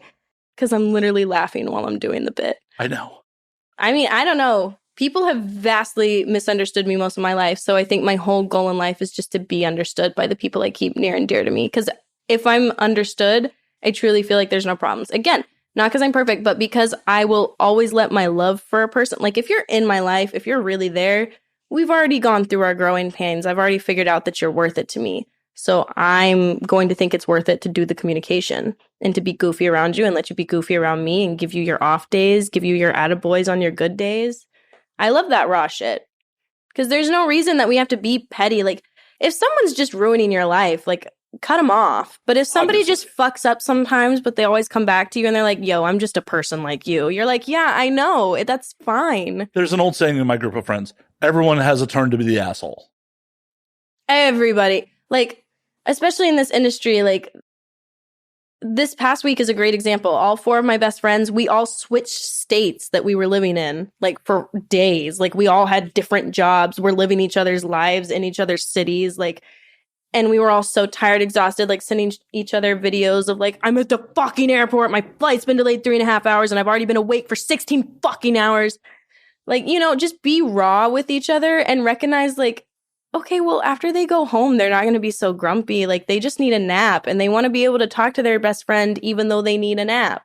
Like me, even though I'm crying right now, I just want to see your face. I don't need you to fix anything. I don't need you to do anything for me. I just want to know that you're going to stick around because I don't want to feel this alone. Well, that sometimes is a problem as a dude. Like, it's so ingrained in us to try to fix shit. It's difficult at times to take a step back and be like, oh, you just want to vent. But in my brain, I'm like, if I care about you, I want to try to fucking fix this. Yeah, I've noticed, like, a lot of people talking about that, like, it's a big, like, red flag in the personality. I'm like, no, think about it. Like, this goes along with toxic masculinity culture. I don't mean traditional masculine features. I mean, like, being told to push your feelings aside, be the problem solver all the time. That is not only unnecessary stress on you guys, but it's not even what we fucking want. Like, we're saying, I just want you to fucking hear me. And you're sitting there stressed out because you think I need an answer from you, when really we could just be 2 people talking to each other. For sure. Like, we all need to take the pressure off of each other and stop with, like, roles, characteristics, label, all of it. Like, quit coming up with scientific names for things. You have a valid identity in this world exactly as you fucking are. I don't care who you are. You have a valid identity. You will find your crowd. You will find where you fit in. You will find what makes you happy. And if someone's not your cup of tea, cool, move on. But if they are, Let go, have some fun, be raw, be vulnerable. That should take some trial and error. Like, if it doesn't work out the first time, don't let that past trauma fucking define you forever. That's what I am really, really conscious of, like, especially with how volatile my romantic relationships have been. I'm at a point in my life where I'm like, I need to completely reevaluate how I think of any romantic relationship. Like, right now I feel poly and pansexual. Like, I want a bunch of boyfriends, girlfriends, whatevers. But, like, maybe I do want to be monogamous again one day in the future. I used to be engaged, and it just didn't go well. Like, I was supposed to be wearing a wedding dress this summer, and that's not what happened. I mean, you still can. Oh, I've already decided I'm having a wedding with my best friends, so we can all put on wedding dresses and take good pictures of each other and party together and, like, have that memory. But essentially, we're all just marrying ourselves. I'm totally down for an orgy after, because I'm only friends with people I'm attracted to. So I'm attracted to most people. Yeah, just have a wedding dress orgy afterwards. Yeah. I literally, like, I realized I just want the so many garters being removed with teeth. Like, because I'm thinking about it now, and I'm like, I was brainwashed my whole life to think that a romantic partner is the only way to have a lifelong friend, a lifelong person to get old with, you know, like the whole romance story. I'm realizing now I can grow old with my homegirl in Vegas, with my homegirl out here. We can watch each other go through stages, always be there. Potentially, yes. But as an older person, people do drift fucking apart. People do find those romantic partners. They do find their families. Just people divert. You know, their lives go on separate fucking routes. One of my oldest friends that I'm still occasionally in contact with, I've known since I was 7 years old. We have wildly different lives at this point. Like, we remain in contact. We're polite. You know, we have no ill will towards each other. But it's hard to relate to someone who has a wife and 4 fucking kids. Yeah, you don't do the same things. Your relationship isn't the same, so you're having to change that. But I'm sitting in a point and I'm like, and I'm not saying you should replace it with a romantic partner in any way, shape, or form. But I'm at a point in my life where it's just like, it's not necessarily the time, it's, you know, the connection that is what really fucking matters. And if you've honed what you want, you're just still waiting for it. You have no problem being patient. You have no problem waiting and feeling that out. People feel a sense of urgency because they're like, oh, if the only support net I'm going to get is by this life partner to watch me grow old and think I'm beautiful all the time, I have to put all this pressure on this person right away, get married right away, and it has to last forever. And it statistically does not. Right. You're putting pressure on people that are still figuring out who they are. And I'm not saying that young relationships don't work out, young marriages don't work out. I'm just saying, like, you're either able to grow with the person or you grow apart. And I'm just saying, at your age, your brain's not fully cooked. Yeah. Me, because of the experiences that I've had, I'm rethinking it all. Because I feel happier in situations where there's not that pressure. But I also recognize, like, I just came from relationships where I was playing mom, girlfriend, all of it, like, did everything, all the support, all the money. And I know that's what made me feel like shit. Maybe I would like a one-on-one equal partner someday. But for now, I don't need to be somebody's only. I just like being somebody's favorite. Nobody should be anyone's only ever. You can't disqualify the past. Like, you know, you find your person and y'all are both monogamous, great, whatever. No, but you can't say this person has belonged to me his whole life. No, he had meaningful experiences with other people, good or bad, and they made him who he is. Well, but what I'm saying is, even if you're in a monogamous relationship, even if you're a long-term, they're not your fucking only. They better not be they better be like, hey, we complement each other. If you're looking for someone to complete you, you have fucked up. Yeah. In all areas of life, you need balance. You need the balance between your own head and, like, a good range of feedback. Like, think about scientific studies. Nobody judges, like, statistics and makes things fact based off of an experience that only has one person or that only has one type of thinking. That would be anecdotal evidence.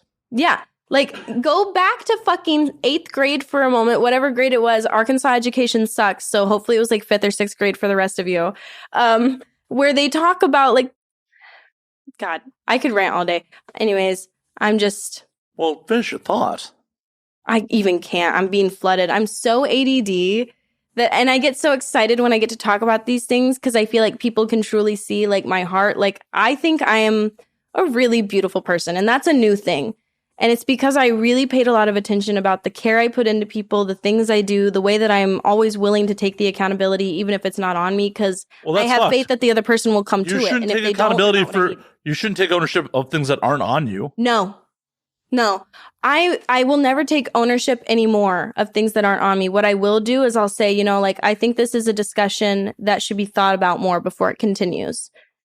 Or, you know, like, I disagree with you, but we don't have to keep talking about this. I would just ask that you reflect on it, or that we can change something if this comes up in the future.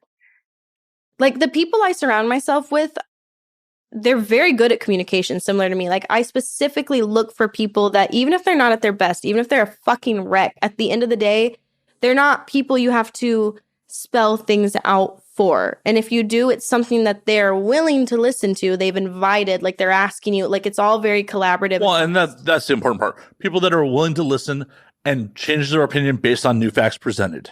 Anybody who thinks that they're always right is either just living in terror and trauma, or they're an actual narcissist. It's not the way to do things. Or they're a fanatic. We've been conditioned, and especially men, I'll play into the toxic masculinity a little bit more, that if you're wrong, you're failing. No, being wrong is literally nothing more than a learning experience. It's showing you, hey, there is a better way, or hey, this one didn't work out, maybe adjust. It gives you fucking power when you're able to notice those things and change them. When people can see in you that you handled something better, that you overcame something, even on a, like, let's even talk from a superficial front. Do you not want that admiration, that pride people have in you when you do that shit? Like, come on, even if you're the most selfish person, selfish. A drink, folks. Just one. Oh, no, this is just me. I have word vomit because my brain works too fast. But don't you can be a selfish person, but you can also realize, like, you can make your own life easier by getting along with people. Like, you don't have to be the contrary one domino that doesn't fall. Oh, and believe me, that's the life I live. I am a very selfish person. But, path of least resistance in most cases. Hey, self-awareness is applaudable. See, the fact that you will say that, though, people can decide, oh, I can't handle a selfish person in my life, or oh, I can, because, like, he's self-aware and is, like, I can be straight up with him. Like, me, that doesn't scare me away. If you're in a stage of your life where you need to be selfish, I completely understand. Just don't start hurting me. Don't make it toxic. If you are just trying to constantly put yourself first, I'm going to applaud you, and I'm going to adjust to that, and that's totally fine with me, because I want you in my life. I want you in my life, selfish or not. Well, and just because I want to put myself first doesn't mean I need to step on other people to accomplish what I want. Exactly. And there's another way. Well, it's also causes me to take responsible actions, like, hey, I got a vasectomy, so I know I'm not going to have fucking children. Like, and you can be fucking proud of yourself because you're like, oh my God, I just made a great decision that makes my life a lot easier on a lot of days and nights. Like, I have a lot more freedom from that, and I did that. And that's not necessarily even the common thing to do. And some people might look at me funny. Yeah, but I know it was the smarter choice, and I did it, and I'm happier. Right, it is a smarter choice. And it's one of those things where, like, I acknowledge I'm selfish. I acknowledge that, like, I probably wouldn't be a good parent. So I don't want to bring someone into this world and prove myself right. There's a lot of things that I think about. Like, I would be an excellent parent. I've always been called the nurturing person, but I still recognize that right now I am just not, like, my schedule is not available for a child. My financials aren't available for a child. And I want to live selfishly for a little while longer before, because if I had a child now, I would resent them. And no child deserves to grow up with that burden just because I jumped the gun. Go ahead. Just putting it out there. You know, the financials, you can sell the baby to offset the financials. Just run across. I mean, hell, if you don't want to sell the whole thing, they have organs. Yeah, I'm sorry. I just really don't want to pay its health insurance. Everything else was chill, but I don't want to pay its health insurance. So you gotta go. I mean, you can sell its organs. You don't have to sell the whole thing. You know, a kidney is worth $70,000. Right. I'm thinking about selling my kidney right now. In this. Why sell yours when you could have a child and sell its? Because I'd have to be pregnant for 9 months when I could just get them to rip out my kidney now. On a selfish front. Fair. On a logical front, lots of reasons. Fair. I'm going with selfish fronts because I feel like that's the fastest way people will get it. And people should know by now that I'm not selfish. So when I speak from that, that's like the lowest form of, like, come on, put the pieces together. Oh, obviously, I'm there are serious. bigger reasons. I'm dead serious. You should sell the kid's fucking kidney. Yeah, except, like, if you're a man, that's a good plan because you're not giving up your body for life. But as a woman, you're giving up your body for life. Your hormones change forever. Your body changes forever. That is, even if you work out all the time and put all that pressure and stress on yourself to look the same, it'll never be the same. Well, talk someone into surrogate and just put your egg in. Oh, yeah, I could totally donate my eggs. I think I'm infertile. I'd have to go and do the science on that. And, we'll see. Anyways. Or get someone else to sign off their kid to you and then sell the kid. That's horrible. Is it? Yeah. I'm very protective of the vulnerable. Like, even though I don't fuck with babies, like, I don't like them in my vibe, I'm not going to let you, like, submit a baby to a life of being fucking an organ donor or anything. I mean, they're helping people. They're giving. I'm getting over a sinus infection, by the way. No conspiracy theories here, please. Okay. I'm just saying, there's a lot of children out there with a lot of organs. I love how I tried to hard left turn that conversation with something that could even be misconstrued and was risky for me, and you still went back to it. I did. You won't. I love that, though. You won't let me get away. I like that fight. I've done this once or twice. I'm a fucking cockroach. I've done this podcasting thing once or twice, so. Once or twice? Once or twice. What was it? Are you at like 275 episodes or something? If you don't count the original branding, yes. If you count the original branding, it's well over 300. Nice. Sick. Way to try to skate away from us selling some children. It's funny, for as often as I like go to a skate park, have skater friends, wear skater looking clothes, and just really give off the vibe of a skater, I don't know how to skateboard. And I'm trying to learn, but my teachers aren't. What a tangent. Consistent. What a tangent. Like, I'm not going to be a poser and pretend I know how, but I would very much like to learn. I've had an interest in it forever. I need more consistent teachers. So any takers to teaching me how to skate, like for real, I will devote. I was going to take surfing lessons, but I'm a pussy in cold water, and California water is cold as fuck. That was a 90-degree turn if I've ever seen one. Oh yeah, that's how my brain works all the time. It's exhausting. It's exhausting. But again, I love it because like... Quite honestly, these days, if I get sad, I'll forget in like 30 seconds that I'm sad and be like, oh my God, I need to start another load of laundry. Because I'm a little bit... So laundry brings you to your happy place? Actually, yes, I clean when I'm stressed because now that I have the ability to have a nice place and maintain it, I'm really passionate about it. And also... So add me to your pod? Like, I want to bring you happiness. Yeah? Yeah. Aw. We're friends now. You guys just witnessed it. That's all it takes. If somebody roots for my happiness... They have a place somewhere in my life. I mean, that was literally me just trying to get you to clean my apartment. But yeah, deal. Don't. I've done that for a lot of people. Yeah, no, I'm not going to actually. When I used to be a vet assistant, I cleaned my old boss's house because he had a lot of mobility issues on his ankles. He did sports when he was younger, and he had a lot of kids and a lot of animals because he was a vet. And his house was condemnable, and I spent 3 days just cleaning his kitchen. Y'all want to hold on? I'm never going to ask you. Never did dishes. He would reuse the dirty dish, put it in the sink, then pull it out of the sink to reuse again and again. It was a very depressed person. Anyways, yeah. So cleaning is actually something I'm really happy about. If I can make somebody's life a little bit more organized or easy to manage, it's not about like, ew, this is filthy, clean it. I don't give a fuck. It's just like, if I can make your life easier, more manageable, if I can help you know where things are and function in your own space and have a safe space, that makes me very happy. So I'm happy to clean my own house every single day. Dude, my imaginary friend right here, they came home to me vacuuming the first time. The second time they came home to me cleaning the counters. Third time they came out after fucking to me also like cleaning. Like I'm constantly just doing you little didn't things. Give your imaginary friend some water? That's mean. Oh, I gave them water. I handed them the bong and I rolled them an after sex blunt. I'm the friend that gets friends laid. I can't think of very many people that have been to my house and that haven't fucked in my bed or on my kitchen counter. I was having a conversation with my friend and they started getting eaten out on my stove. And I literally, like 5 minutes into it, I was like, oh my God, like, do you want me to leave? Oh my God. And they're like, no, I'm kind of enjoying talking to you. And I stayed, dude. Well, my house is a vibe. I mean, that's not out of place in the industry. Like sex acts happening in front of you. Like, I will say, the industry has done a lot for me. For someone who didn't really watch porn, wasn't very sexual, only had 3 willing partners before porn, like very vanilla, very newbie to the world of sex. I am so fucking thankful to porn for showing me things that I could like, showing me things that maybe aren't for me, but are valid, and ways to communicate boundaries, ways to explore confidence, to be naked and have these conversations. It was a huge reason I healed from my trauma, believe it or not. So I am vastly thankful to have fallen into this job because it's never something I saw myself doing. It's never something I had I don't think most people go on career day be like, porn. No, they do. Most of the girls you talk to in this industry, they're like, I stripped and then I sought out an agent and I got it. Well, yeah, but that's not career day. That's an adult choice. But me, I'm like, oh, an agent called me and then I just made up a name and a page and I went with it. And it was the best chance I've ever taken. Like, holy shit, look what it's done for my life. And this isn't even the peak of what it could be. And I'm already just happy. And I know it's because I'm not operating on the hamster wheel. I'm kind of...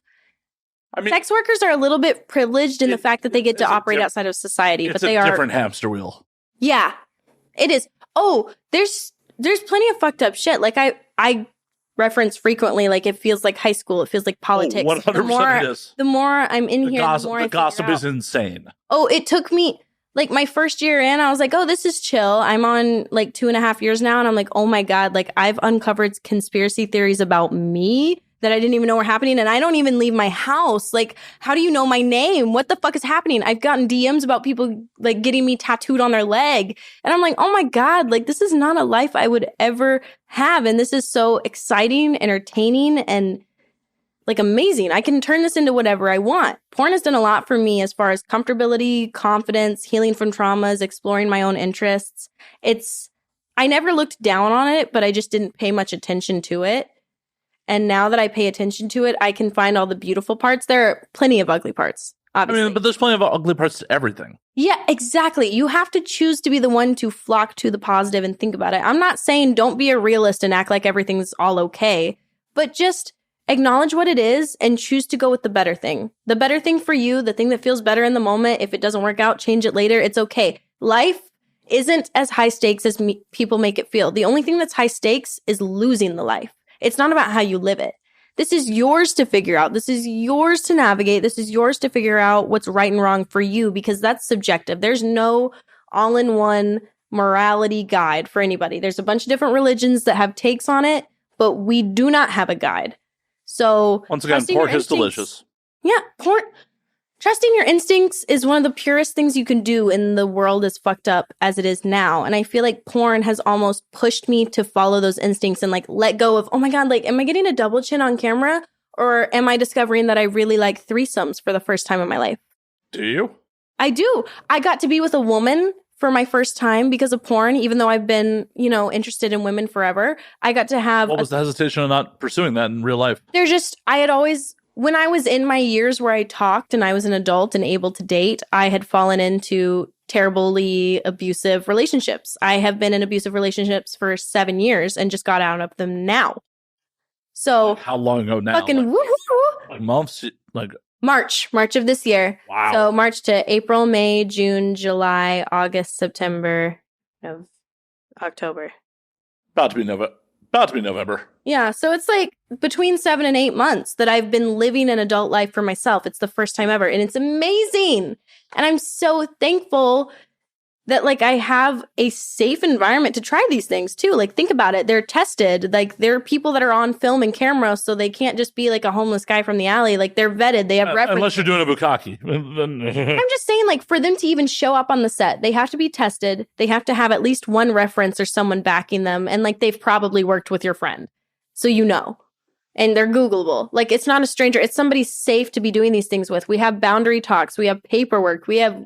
legal shit. Which is wildly, like, fairly recent, by the way. The boundary talks and all that shit is fairly recent in the industry. I signed during the shutdown of COVID. I started shooting then.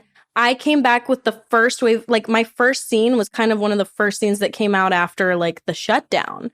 So I got to experience a whole new industry. I have no fucking clue what it was like before COVID, but... Oh, yeah. No. Even though there's lots of cracks, lots of opportunities for people to still be skeevy, lots of old fucks that are still in the business playing their politics game when they're about to fucking keel over or get pushed to the side by us, just so you know. Anyways. Yeah, but like, 100%. There's good. Oh, there's opportunities for learning and empowerment. Things are definitely improving. But yeah, when I was first being on sets, there was no, like, hey, what's good, what's bad talk. There was no, pre or post interview, like...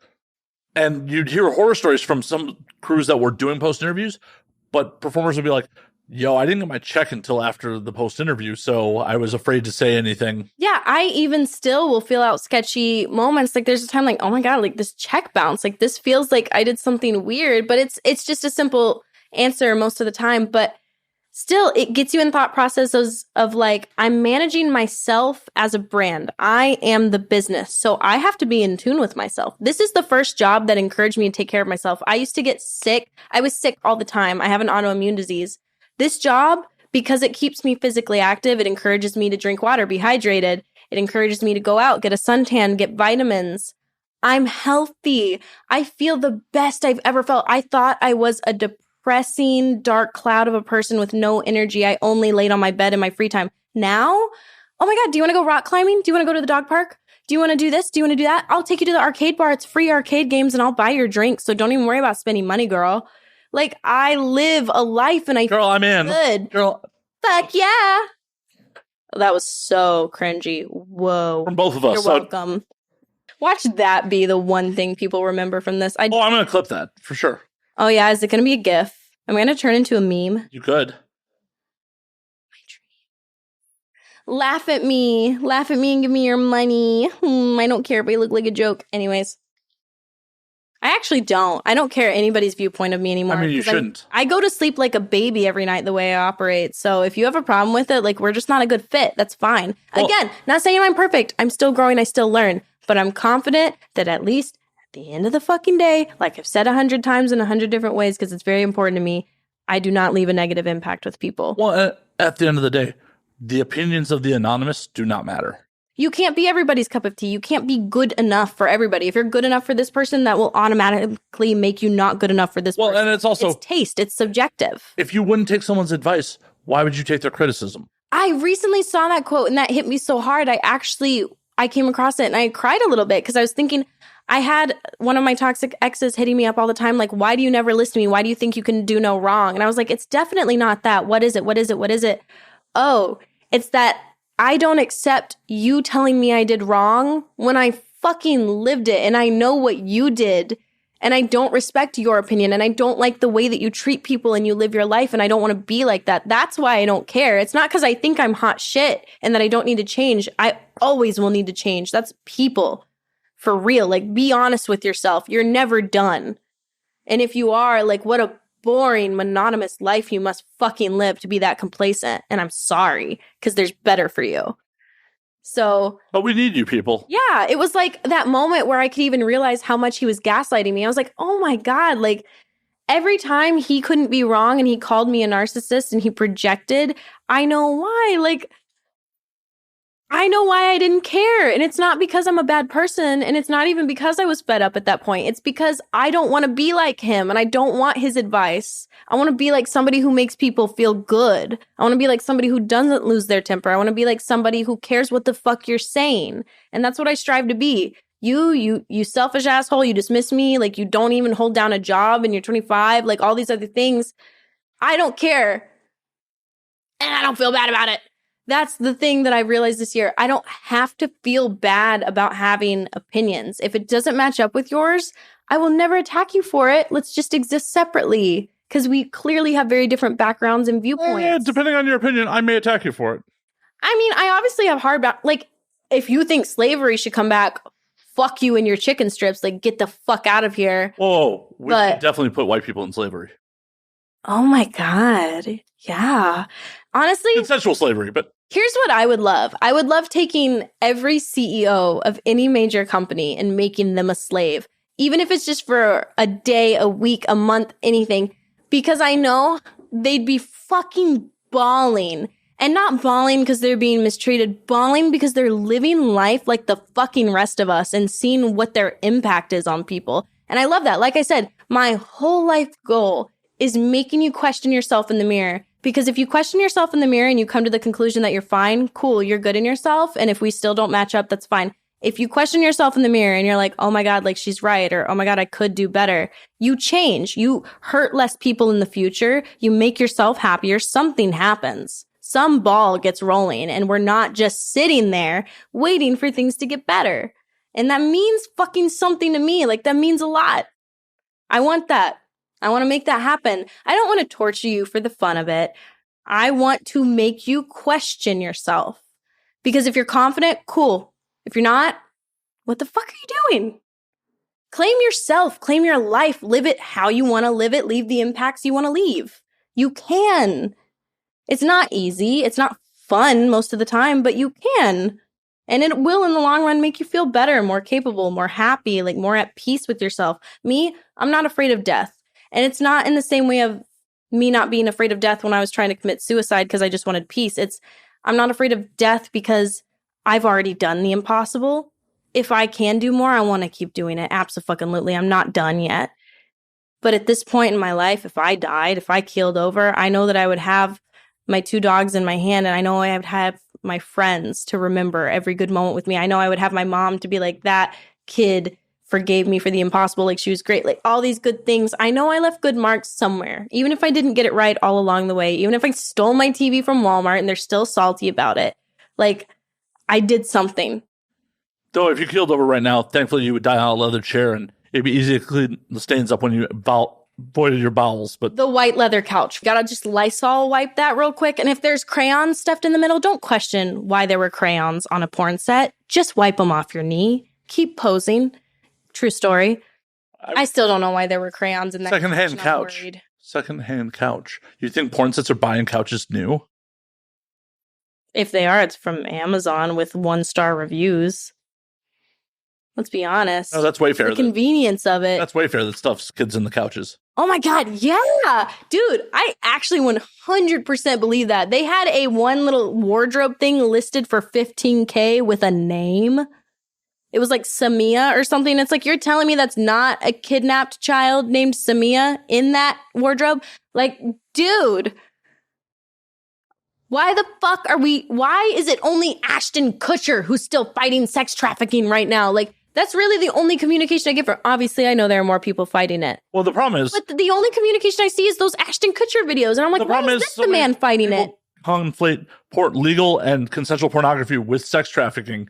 So there's a lot of people fighting sex trafficking. Can we worry about children, the human beings that we are responsible to raising and preparing for the world before we worry about women making choices? I'm not responsible for raising a single goddamn one of them. No. I mean, us as a society, knowing that they are the next generation, they are the ones to fucking continue life. We all know. That sounds like their problem. The children are our future. Whatever that fucking song is. That super sounds like their problem. Yeah, for sure. For me too. But still, at the end of the day, at least if you're not going to help them, don't hurt them. Why are you sex trafficking and traumatizing the future leaders and continuers of the society? What the fuck is wrong with you? And why are you lumping people who make career choices that you don't agree with people that really genuinely need help and attention? Like, stop making jokes that I was sex trafficked, because it's not even the fact that you're lumping me into being a victim and that pisses me off. It's the fact that you're ignoring the for real fucking 10-year-old traumatized away from their family over there. You are putting money, fuel, energy, media, press into me? Why?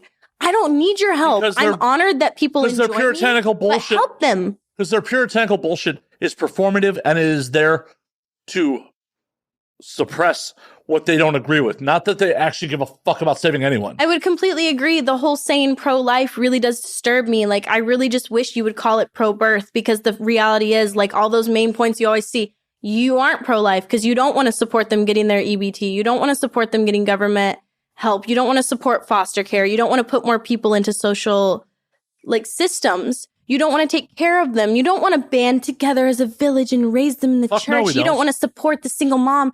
You literally just want to make a point that, well, God probably made that baby, and like whatever else points you have, but it bothers me because at the end of the day, before getting into any of that, like, there is a life on this planet that needs you. There is a life on this planet that needs you. There is a single mother crying herself to sleep every night, working multiple jobs to take care of children she was forced to have with no support, and she needs you. Help her instead of calling her the trash of society, because you're the reason she was forced to have that child, quite frankly. She knew that the better decision was not having it, but she couldn't make that decision because you told her that it was a sin. You know what the sin is? Her and the kids suffering through their whole lives, seeing other people have better than them, seeing other people have that luck, and knowing damn well that they will be the black sheep of the earth. Well, I know. Shame. This is exactly why I'm pro-abortion. Yeah, I mean... I'm not pro-choice. I am pro-abortion. I really genuinely think, like, I'm going to be controversial right now. Like, I'm going to say it because I don't care. I'll never backtrack on this opinion. It's a medical decision. I went to nursing school for a while. I was a vet assistant for a while. I care a lot about medicine. It should be between the person and their doctor. Whoever person it is who is pregnant, it should be between them and their doctor. If you cannot healthily bring a life into the world and take care of them, why would you do it? If you will die and leave a single parent, why would you do it? I got a question. 100 things. Anyways. Do you feel it's important to involve the sperm donor in that decision? Like an actual sperm donor or like... The dude. Whatever sperm. Okay. So here's the thing. I think in healthy situations, this is a huge gray area. In healthy situations, obviously they should be involved. Should be a huge gray area. But there's always going to be those cases of like, this was a stranger that broke into their house and raped them, or this is somebody I'm talking about like in consensual situations. Yeah, if we're talking about... Obviously, in a criminal situation, yeah, fuck that guy. Oh, absolutely, 100%. Like the fact Texas is forcing 12-year-olds to have babies, I will personally come assassinate all government of Texas. And yes, I just said that. You can come to my house and question me. I don't have any weapons, but someday I will. I will get you. You can't imprison me for saying that because I have no intent to act right now and I have no tools and resources. But I'm telling you, if I'm breathing, if I'm able, you will not continue forcing 12-year-olds to be traumatized, because the fact that children are being traumatized and then forced to deal with the consequences and then ostracized by society because they're having to take care of a child as a single mother and they can't even go to the fucking grocery store without getting looked at funny because there's no ring on their finger and they're young. Like, oh, fuck you. Fuck you big fucking time. This is the exact member of society we were supposed to protect. This 12-year-old learning about becoming a politician was the exact motherfucker we needed in our corner. And you're telling me you left her at home with a fucking carbon copy of the person that took her? Like, took pieces of that person? Because I've been raped a lot of times. I've had a lot of traumatic experiences. I'll tell you, I'll spit it out right now. Even from age 4 to 9, I was brutally raped and molested by a group of people every single day, one door away from my mother, and she never once opened that door or noticed. And it was hard. And I know what that leaves on you. And you're fucking forcing her to feel the consequences by herself and then saying, ha ha ha, because you got luckier, because you didn't get raped, because you were richer, because you could do whatever. It really just breaks my heart. And I'm smiling right now because I know now that there are enough people that agree with me to where we're not going to take it anymore. We're not. I cry every time I see a video of like a women's march or a protest. Every time I hear those stories about the girl who had a dream of going to Harvard and on her first day she was violated and then made a new law to help protect that. Do we feel like we're actually making any fucking changes with? No, because to have change, what is the fucking most basic saying for addicts? To fix the problem, you have to first admit you have a problem. We can't fucking look ourselves in the mirror and admit as step one, ground zero, that we have a problem. We have a problem of the way we treat and condition and expect men to be. We have a problem of the way that we treat women like they're sub fucking species. Like, there's pressure on the men that doesn't be there. There's a level of dissociation in men that doesn't need to be there. They could talk about their feelings. We could get somewhere. There's a mistreatment of women that is so rampant that you see a video that says, what would you do if there were no men for a day? And all of the comments are, take a walk in my neighborhood. Like, they don't want to do anything but just go outside of their house feeling fucking okay. You know? That's really depressing to think about, that we've gotten to that point. And it's not worth crying over, but it's worth changing. I don't think we've gotten to that point. I think we were always at that point, and it's just been a magnifying glass has been put to it because it was socially acceptable to catcall people 20 years, well, probably more than 20 years ago. Rapists still don't go to prison. Rapists still don't go to prison. No, fucking what was it? I just told you. I just opened up to you. I've been assaulted. Are any of them in prison or even being looked at? No, they're partying. They're lifting in the gym. They're fine. What was it? It was either Philadelphia or Pittsburgh had like here you go. hundreds of untested rape kits. Yeah, no, the lie I was kind of briefly referencing earlier, the Harvard one, they basically disposed of her evidence. She did the hardest part, going to the doctor, reporting it, going to the police, saying everything, letting them do the rape kit. And you know what the fuck they did? They got rid of the evidence. So not only did she lose her dream of being at Harvard, she doesn't feel safe in the one place she ever wanted to be. The system that's there supposed to protect her just stacked the cards against her forever. And they made it possible for that person to do it to somebody else. And it's messed up. Like, all of our focus is in the wrong places. We are all so misguided. We are so hung up on the short term, the now, the us. And if we would just open our eyes a little bit and give a fuck about the general well-being, like, let's simplify it. In a household where there is a trained dog, are the kids happy playing with it? And in a household where there is a dog that just pisses everywhere because it has no boundaries, it doesn't know anything, it can't come to terms, like, everybody's stressed out. They're always yelling at the dog. The dog's not okay. The family's not happy. Thank you, sir. You're welcome. So, I have so many thoughts and feelings on this. I think really deeply about it. I read a lot on it. I am a huge intellectual. Whoa, a woman can read? Hey, get this. I'm a porn star. Okay, I'm saying that out loud on the record. I am a porn star. I fuck for a living. There's obviously a lot else that goes into it. I'm not saying it's the easiest job. It's not for everybody. But I made straight A's. I was a scientist. When I was 5, I asked for a fucking ice pick for Christmas so that I could mine my own gems and crystals and put them through a rock tunnel. Like, I did science experiments after school. I sang. I'm talented. I'm smart. I'm all sorts of things. I don't do this as a last resort. I don't do this because I'm stupid. I don't do this because I'm not willing to think about the things around me or because I don't care, because I want what's easy. I do this because I needed to do this. I do this because it gave me something. It made me happy. It's what I want. It's something I never saw for myself. I took the risk. It worked out. And now I'm going to ride this wave out. I'm going to set goals within it. But just saying, yeah, I'm smart. I know other languages. I've taught math. I've worked jobs that I'm underqualified for because I aced the interviews. I'm a capable motherfucker. Despite my luck, despite whatever the fuck you think of me, I can do anything I really need to do or want to do. I really can.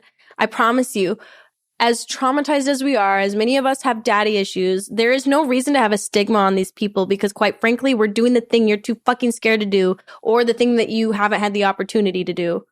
If you look down on porn, but you're watching it, dude, look in the mirror. That's not my problem. If you're watching porn and you're like, oh my God, like, thank you so much for this. And you're like me, I feel very lucky with my fans. I have very sweet fans. They're very engaged and active and complimentary. And they have done a huge amount for my self-worth and confidence. Like, not because I need validation from others, but just when I put something out that I know I have things that I'm looking at, like, oh my God, like, my hair looks so frizzy in this. Everybody says, like, oh, you look great in the wind, like your hair looks good and stuff. It just shows me that we are taught to be so critical of all the wrong things. All the wrong things. We are constantly taught to focus on the distraction. How do you make yourself more perfect? How do you look like an Instagram model? How do you have more money? How do you do this? When what matters at the end of the day is, are we continuing a society that we feel comfortable waking up and going to sleep in? Are we continuing a lifestyle that will sustain the planet, that will sustain us even being okay and making technological advancements to make life more sustainable and better?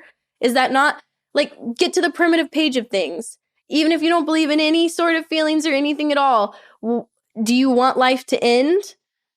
I feel like at the end of the day, like, procreation is something everybody's pretty fucking passionate about. Like, monkeys know to keep fucking and staying alive. And we are just killing each other. We are hurting each other. We are giving each other, like, one-ups. We're tackling one and feeding them to the zombie pack behind us to keep running. Why? That person was a doctor. They could have fixed your leg bite. Now you're dying too. Once again, comes back to conditioning and tradition and all that. Yep. I know. It just hurts me to see so many people so bogged down and stressed by being in that cycle. Like, they recognize the flaws in it. They recognize the pain in it, but they are still too afraid to do anything. They're too afraid to do anything about it. And a lot of times they recognize it's fucked, but they don't recognize why it's fucked. Like, the why is big. The why is huge. The why is big because it's really easy to listen to all the messaging. Like, even the news, like, it'll say, oh, the world is fucked because this one person is in power. No. Think about it. If one person can have this impact, I think the whole system's wrong. Well, and on top of it, do not let them distract you. Pay attention to how you're feeling. So many people are like, oh, society's in a worse place than it's ever been. Crime's rampant. Probably. No, the problem, knows? Honestly, if you look at the numbers and the statistics, in a lot of cases, we're better off than we have been in a long fucking time. It's just amplified and magnified for everyone to see now because information. The readiness of information. Yeah. Right. Everything is right here. Right. If I want to read the news, if I want to watch TikToks, if I want to watch YouTube, if I want to read tweets, anything. As I often say. And it's not information I'm finding because of a neutral source. It's not just facts. It's people writing it. And when people are involved, when humanity's involved, there's never biases. Certain. Yeah, it's never certain. You have to take it with a grain of salt. Well, not because you can't trust people, but just because, like... They're biased. It may not be a conscious bias. But as I say it all the fucking time, we have the wealth of human knowledge in our fucking hand here, and we have never been dumber. There's like two sides of the coin. There's the people that have that information, and they realize the depth of it, and they get really passionate about it. Like, I'm really passionate about it, but in a way that I want to do better, and I don't let the bad get to me anymore. And I'm privileged in that sense because I'm in a place in my life where I don't have to think about the bad as much as I used to. And it doesn't get me down as much as I used to. I'll never forget it. I did a school project, Comp 1, like the easiest fucking college class, like throwaway projects. Nobody gives a fuck. I wrote a whole piece on homelessness in my town. I volunteered, and I did the research. I added all of that because I give a fuck what happens in the world I exist in, what happens around me. I can't turn a blind eye because then I'm not really living. You have to take it all in. And if you're okay not giving a fuck about it, okay, that's you. And I can't change you. I don't agree with you, but I can't change you. But if you see that and you're fucked up about it, instead of being depressed all day, fucking work your ass off. Take a risk you never thought you'd take and get to a place where you can help people. Because me, even right now, the most simple thing I'm able to do, my 3 best friends all live in different states and they have a lot of work out here. And it's a lot of money and stress on them to drive, fly, pay for hotels. The simplest thing I'm able to do for them is have them at my house, clean up after them, like give them meals, make them feel loved in a place away from home. Watch them fuck. Yeah, that ends up happening. And I cheer them on every time because when my friends are happy and able to pour into popcorn while it's happening? I roll blunts and I usually you need like Jiffy Pop, like some stovetop Jiffy Pop. Like, ask my imaginary friend. I literally went to my sex playlist and picked specific songs. What was the songs? I'm going to try to lighten the mood a little bit. Oh yeah. Are we dark? Oops. A little. Oh, we did get a little serious. It's a little rough for me because I speak about serious things lightly, and not because they're not serious, but because I'm fully aware that they're there. And if I think on them depressingly, I can't do much for them. If no. Me, I can't fix it. If I look at it like an opportunity. What you said was very good and very valid. I'm just saying. Oh, yeah. I'm not saying you're disqualifying that, but I know, like. We're supposed to be having some funsies and. It's true. Like, our vein of life is entertainment. And even though we don't have to be silent on these issues and we don't have to ignore them, like. It's tough to hear about it from everywhere. Like, it's also one of those things, like, before some internet troll fucking says, just because, you have sex for a living doesn't mean that your fucking opinions on this shit are invalid and then you can't fucking voice them. I agree. It's not because I have sex with people that I'm valid. It's because I've been through trauma and I'm a human on this earth like the rest of us. We all have valid viewpoints. It's a matter of not everyone has valid viewpoints. Well, they all add. It's a matter of whether their opinion on it and their view adds. See, okay. Okay, like the motherfuckers who were on the 405 over the weekend putting anti-Semitic flags and like giving Nazi salutes, they don't have a fucking valid opinion. Okay, yeah, see, that's my point. What they're there to do, they have a... Okay, this is tough to word. I absolutely do not agree with them, and I do not think they're useful in this world. And quite honestly, like my personal self, I would just kill them off. Like I don't think they're not good in this narrative. Unfortunately, they're probably all pro-life. Their hate makes me start feeling hatred, and I don't think hatred should exist between us. I think it's toxic. Anyways, I still think there's something to learn from them. Not that I want them to exist, not that I think that they're valid or correct, but I think, like, if you can just adjust your viewpoint on something, you can learn from it at least to help other people. If you see those fucking Nazis and you see what they're doing and you're able to kind of outsmart them or show them a better way or, like, provide support to the person that they bullied, that's better. The problem is hate. They are fucked up. They're ruining it, but you can still view it as an opportunity to go behind them and make it better. Well, the problem with hate is generally people hate concepts. They don't. Sure. You're like, oh, we hate the Jews. They probably don't know any Jews. Or if they do know Jews, oh, you're one of the good ones. Like. Yes. Like, oh, I hate gay people, but like, I know you're kind of into everybody. I just always see you with men, so it's not a big deal. No, I'm pansexual. Right. I am gay. I'm what you hate. Just because I'm doing it in a way that you stomach it right now doesn't change. Well, they hate concepts. They hate, anonymous things. They hate being told that they're wrong. Right. The minute you actually put a face, a name to it, they're like, oh. There's humanity brought in again, which I think is what we're missing. Like everybody forgets that at the end of the day, these are people. The same way you were born and you lived in a family and you had friends and you've had hurts and pains and experiences, like whether they're the same as other people's or not, it doesn't matter. We all have our own little makeup and situations and backgrounds. We're all in this together. We don't have to make it that hard. We don't have to fight each other. And I'm not under any impression that it can be peace and love forever and ever. I wish, but I know that that's lofty considering humanity. I just wish people would realize that the only person you're profiting by this hate, by perpetuating this like hate of a concept, hate of a person, hate of a group,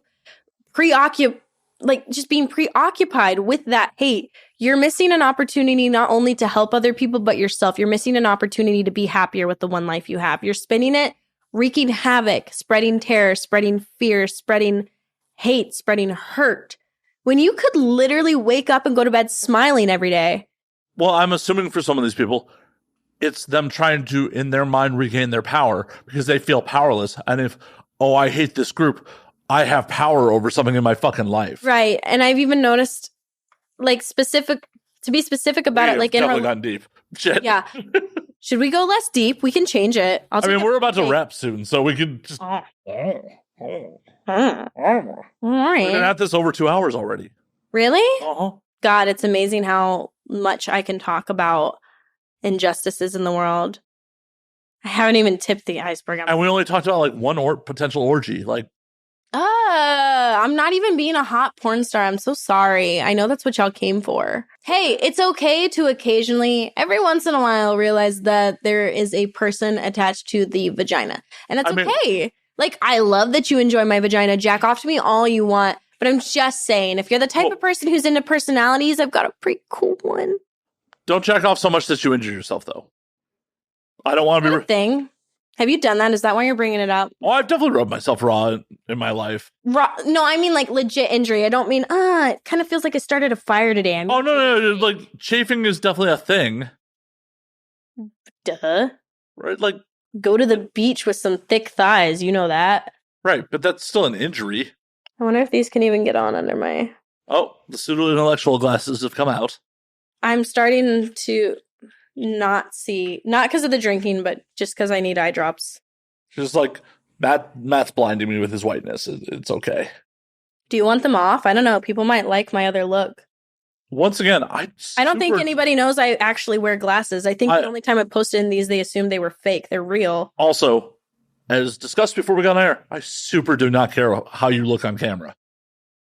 I did text this man. I was like, what's the vibe of your podcast? Is it like look cute for the masses or whatever? He responded, however you want to be seen in the public eye.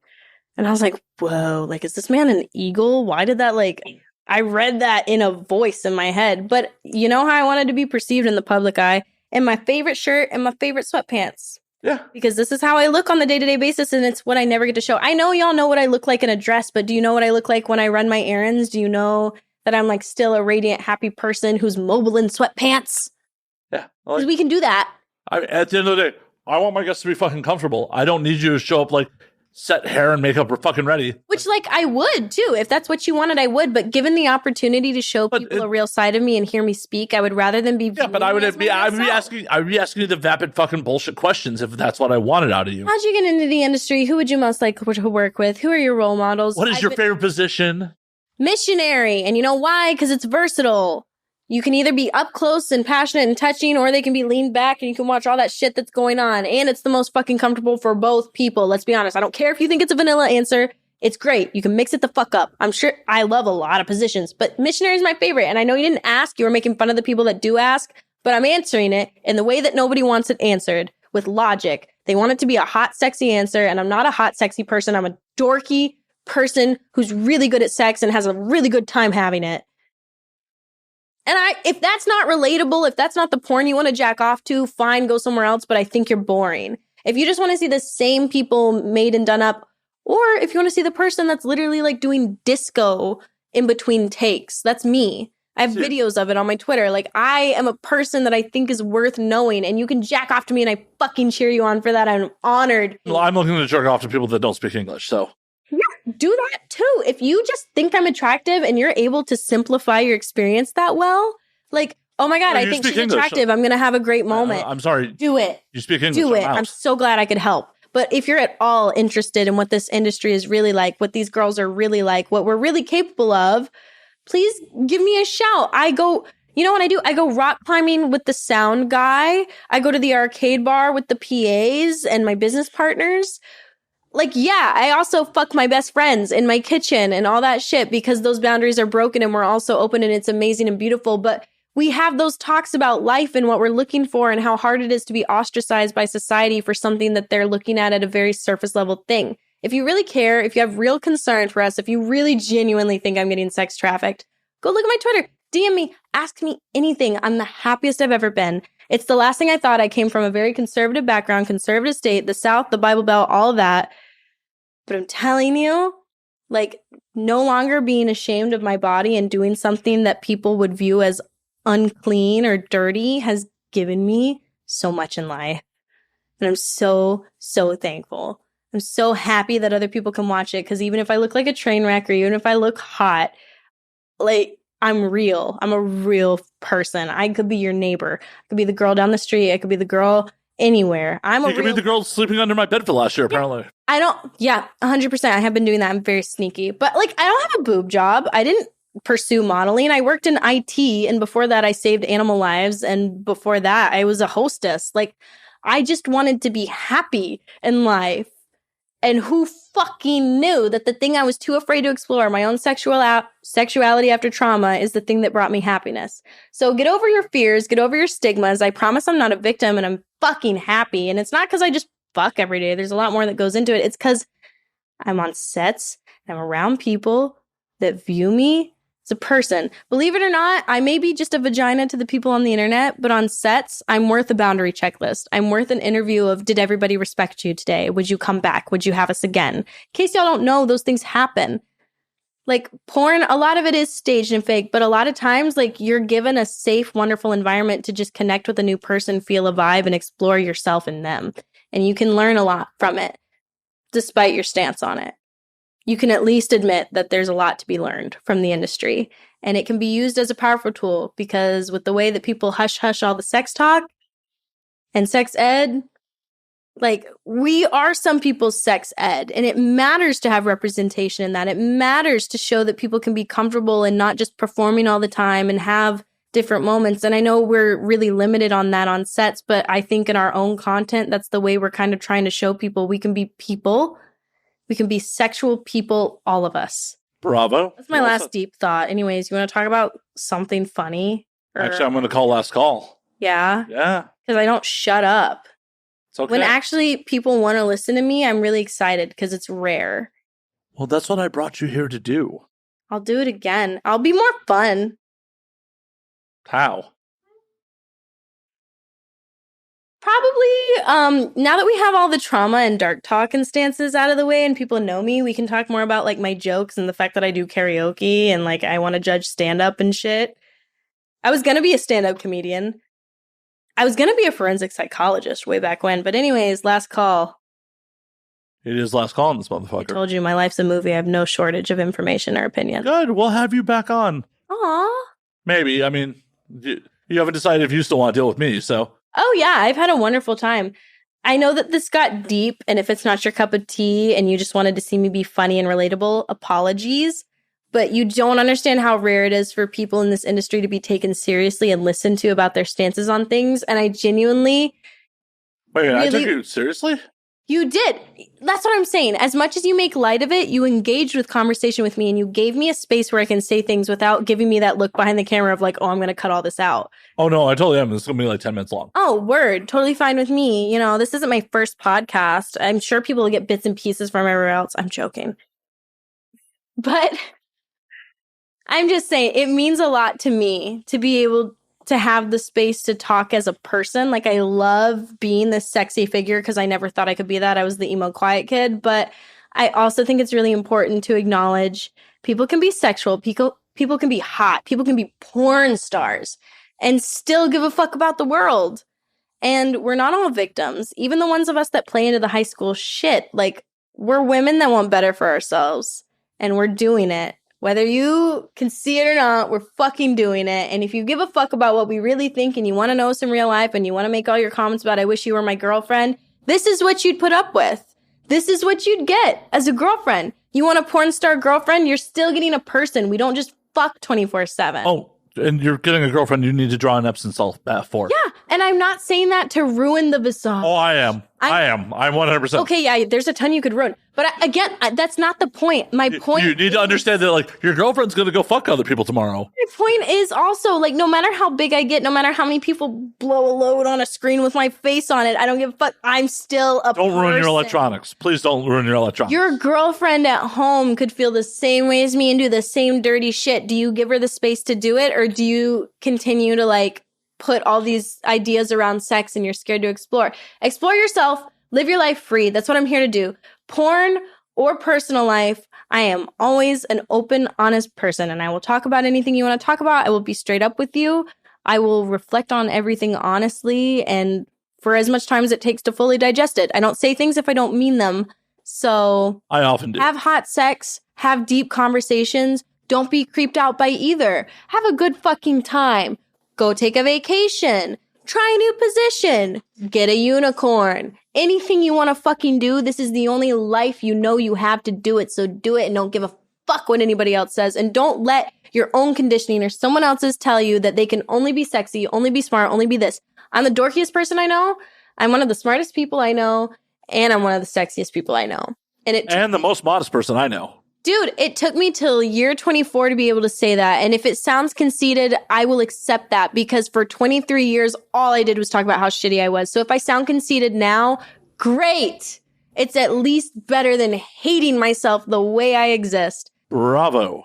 Thank you. Once again, we called last call on this motherfucker, so let's... Yep.